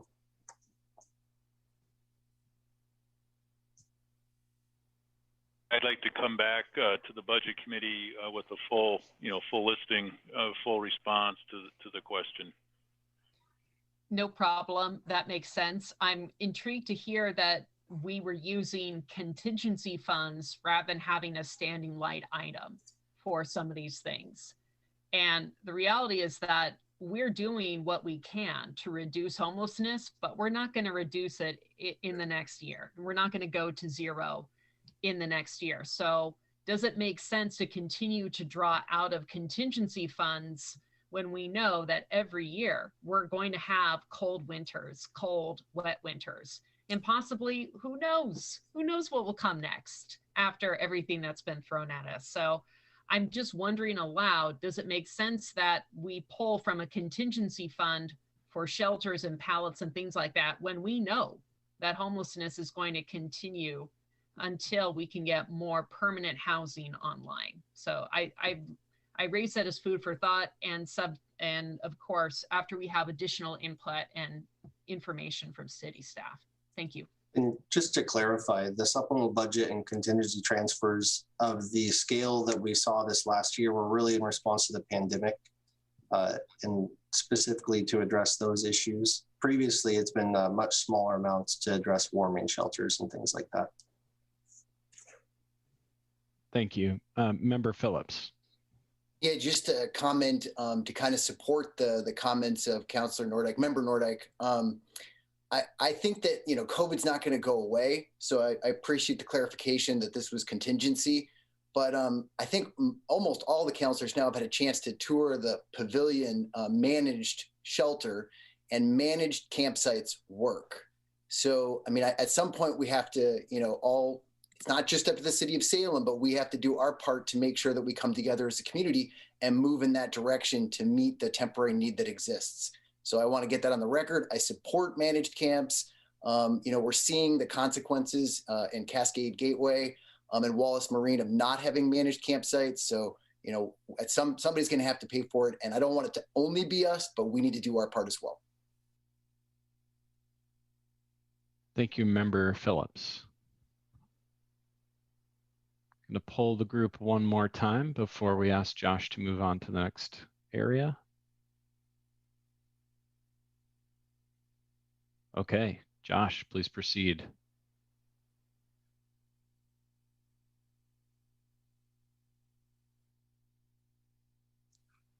Thank you, Mr. Chair. The next result area to review for the fiscal year 2022 proposed budget is natural environment stewardship. Programs for this result area are managed by the Public Works Department and focus on environmental compliance, monitoring, and education. The program pages begin on page 75, and they provide a further breakdown of services and positions. The natural environment stewardship result area has a budget of just over $20 million proposed for 4 major program groupings. There are 93.13 full-time equivalent positions within this result area's programs. Expansion of the physical network of rain and stream gauges for the flood warning system are included in the proposed fiscal year 2022 budget. This will provide further collection of data about in-stream flow and calibrate flood forecast models and develop data-driven automated alerts. Large truck scales that measure the tipping weight of incoming haulers were installed at the waste processing facility to enhance customer service and improve billing accuracy. Use of this facility is expected to increase in the coming fiscal year with this upgrade. Overall, since beginning operation in August 2017, this facility's gross revenue has been $4.2 million with a cost to construct the facility of $8 million. Salem's Climate Action Plan to reduce greenhouse gases and build resiliency and adaptations for climate change is anticipated to be approved in December 2021 with implementation beginning in 2022. Additionally, progress continues toward the goal to increase monarch, butterfly, and other pollinator habitats on city properties. 3 pollinator gardens have been established, and each new park master plan includes areas for pollinator habitat. The Pringle Creek Rehabilitation Project was recognized by the ENR Northwest magazine and was awarded Best Project of the Year for projects under $5 million by the American Public Works Association in 2020. The city continues to seek grant opportunities to fund the trail along the north bank of the restoration, which will connect the paths to the east of Pringle Creek with Riverfront Park and Minto Island Park. The laboratory at Willow Lake gained accreditation by the Oregon Environmental Laboratory Accreditation Program. The lab performed 865 analyses on samples collected at Detroit Lake and in the watershed. To increase efficiency, a dedicated test room has been set up so one technician can run tests on both machines concurrently. And with that, staff are now available for questions on the natural environment stewardship results area. Thank you. Thank you, Mr. Eggleston. Questions for staff about this budget result area? Member Stapleton. Thank you, Chair.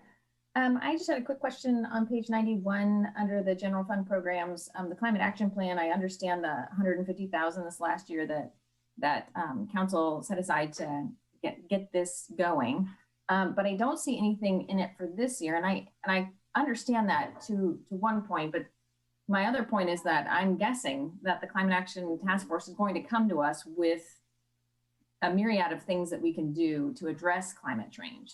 And I was wondering if maybe we could set aside some money that we could actually use to kind of kick that into gear and get it going as soon as possible. Is this where that money would reside, or again, would it come out of some other fund that I'm not seeing? Great question. And I think if it's okay, I'll defer to Director Fernandez for a little more detail on the climate action plan and its current status, or if he'd like to direct to someone else. Thank you, Josh. In fact, Patricia Farrell, who is the project manager for the climate action plan, is on the call. But my understanding is that there are over 200 actions that are being considered for recommendation. We are asking the 3 counselors that are serving the committee to help us kind of narrow those down a little bit so that we can come up with some actionable items. We plan to be before the council in December for adoption of the plan. And then depending on what comes from there, we can start looking for implementation. So we could do some things. There could be projects that are either already in the budget that may serve, or we would look then to next year's budget to budget for some of the implementation. Okay, thank you. I guess I'd take a moment to build on that, Director Fernandez. I guess when I look at page 81, which is sort of this fund overview, and maybe it has to do with these 200 actions in the climate action plan, excuse me. It just strikes me that nearly every dollar, save 510, that we spend as a city that falls under natural environmental stewardship is spent from the utility. And that yeah, the vast majority. and that we don't allocate any funding out of the general fund for what we consider to be natural environmental stewardship, aside from last year when we funded the climate action plan. And I'm not sure I have a question, but I just really wanted to just say that, because I think it's something, it's a value, and it's one of these budget action areas for a reason, and only the utility is funding it right now in a significant manner. And there's a lot that happens with the utility that's associated with natural environmental stewardship, but I think there's more that could be done. And both of the result areas we're talking about tonight are things we often say, we don't have the money for that. I guess I'll just comment. Josh might want to talk about the definitions a little bit, but we like to say that the public works people were really sort of the original environmentalists. When you think about treating sewage, making clean water out of sewage before we dispose of it, was really kind of early steps of humanity, of engineering to address environmental impacts by humans, and that's why you see such a large number being in public works, because that takes a tremendous amount of money to do. And then there's other things that can and should be done, and that's for the budget committee and the council to address. Thank you. And if I may, Chairperson, thank you. I think Director Fernandez made a pretty impactful point, and that is, within our overall spending plan, there may, and I expect there will be, opportunities for us to either, categorize actions as related to the climate action plan or to enhance those, and it may very well be possible within existing budget resources. Also, this is, another example of trying to squeeze more into a general fund that's already teetering. And then my last point is this is certainly an area that, given City Council's existing strategic priorities and policy agenda priorities, that could use some investment from the American Rescue Plan Act, if there are some one-time actions that the city can take to reduce our impact on the climate. Thank you, Mr. Powers. Secretary Anderson. Thank you, Chair.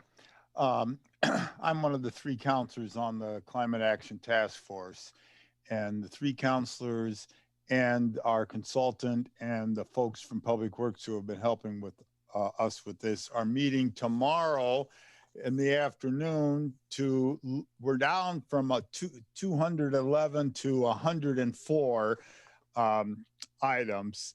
And tomorrow we're going to be looking at the top 10. We're going to try to come up with some top 10 items out of those.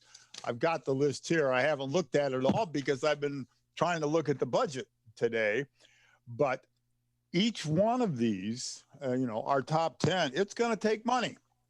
And, so we're juggling all these balls right now, the budget ball, the COVID ball, the climate action, and it's all it's all up in the air. And I think City Manager Powers is right. If we say, as the Climate Action Task Force, we recommend to the council that here's the things we ought to do, we're going to have to find some money for it.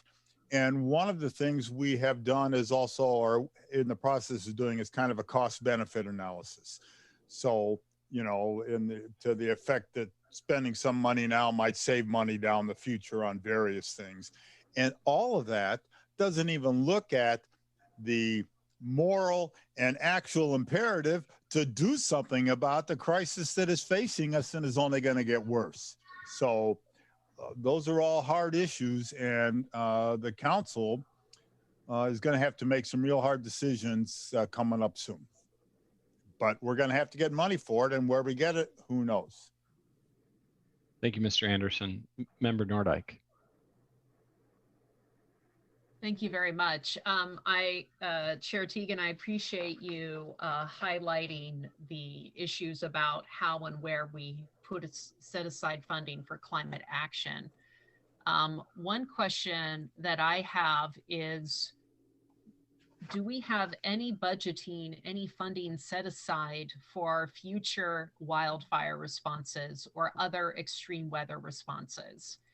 And the reason I say that is that even though we just had a devastating and a particularly bad wildfire in our beloved Santiam Canyon, where I spent much of my formative years, right now there are 211 acres on fire in the Bull Springs area just northwest of Bend. So wildfires have happened and they will happen again. And it's a matter of time before we have another public health incident of incredible smoke or other fumes coming into town, which can pose enormous health hazards, particularly to people who live outdoors. And I would just point out to our committee that wildfires can cost almost an incalculable amount of money in health harms because you're inhaling fumes that can be extremely toxic. I would really love to see Marion County invest in things like air filters, smoke-rated air filters and air purifiers for our low-income residents, because that will save lives in our city and this entire region. Obviously, the Marion County is better equipped for public health emergencies than our little city is. But that's a long way of me asking, in our natural environmental stewardship section, or maybe in another section, does the city have budgeting set aside for extreme weather responses? Director Fernandez? Not per se. The utility carries a substantial contingency amount, so that if we find ourselves in a situation where we needed to tap that money, we would come to council and address the issue. You know, we had a pretty substantial issue with the algae bloom a few years ago, and we had to address it. Fortunately, we had the money within our budget. We didn't have to tap the contingency. But if things got more drastic, then the contingency amounts would be there from the utility, and the general fund also carries a contingency, depending on what the response would be. That's exactly why the reserve balance is so important, and the contingency to maintain those levels to be able to respond. I mean, council next month is going to see a supplemental budget for the ice response in the current year with the expenditures in parks. And that reserve allows us to expend those dollars until we get reimbursement from either FEMA or insurance or something else.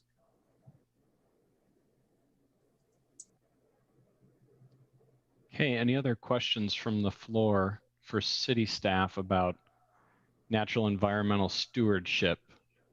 Vice Chair Leon. Thank you, Chair. So I had two specific questions.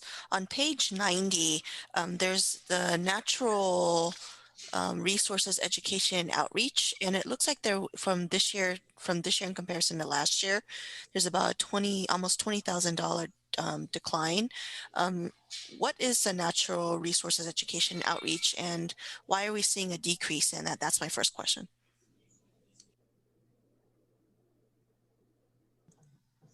Director Fernandez? Yeah, I got people here whispering in my ear. So the program isn't reduced, Counselor. My understanding is that those are just lower costs for certain items, but our outreach educators are fully funded. Thank you. And my second question, it has to go back to what Councilor Nordick was asking about, specifically relating to public health emergencies. So, you know, there's been a few floods that happened, especially in the South Salem area. So with that funding, if say something happened and we had another flood, would that funding come from the utility funds as well? Yeah, if it's a flood, the stormwater program, we'll talk more next week, but the stormwater program instead of the utility is both the man-made portions, the pipes, the curbs, and the streams. So flooding is something that is the utility's responsibility. Thank you.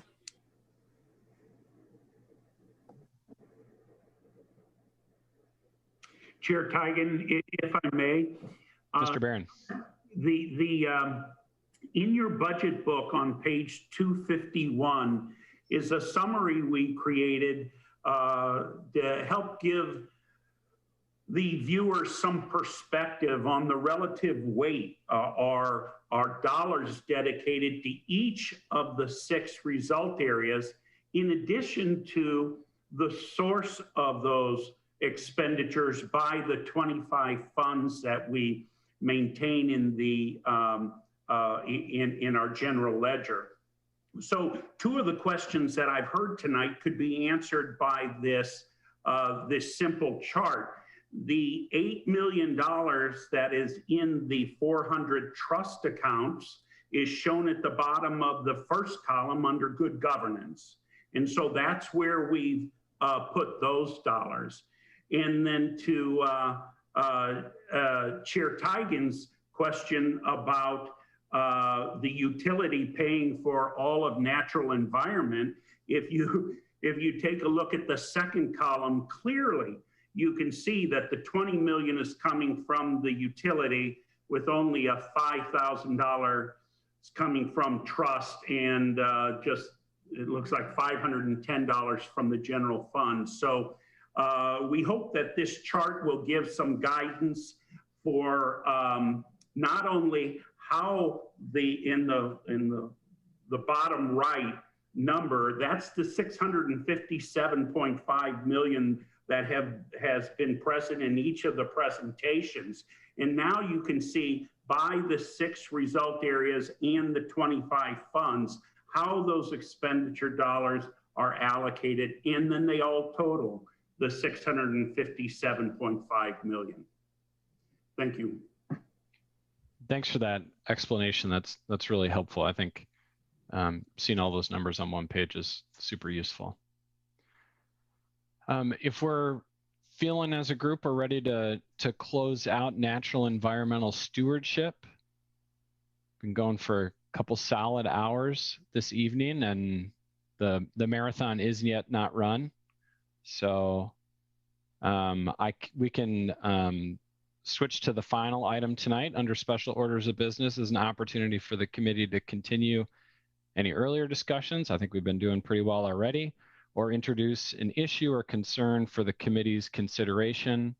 As we get ready for next week, I can open the floor to committee members, or if there's any other clarifying points from staff from conversation so far.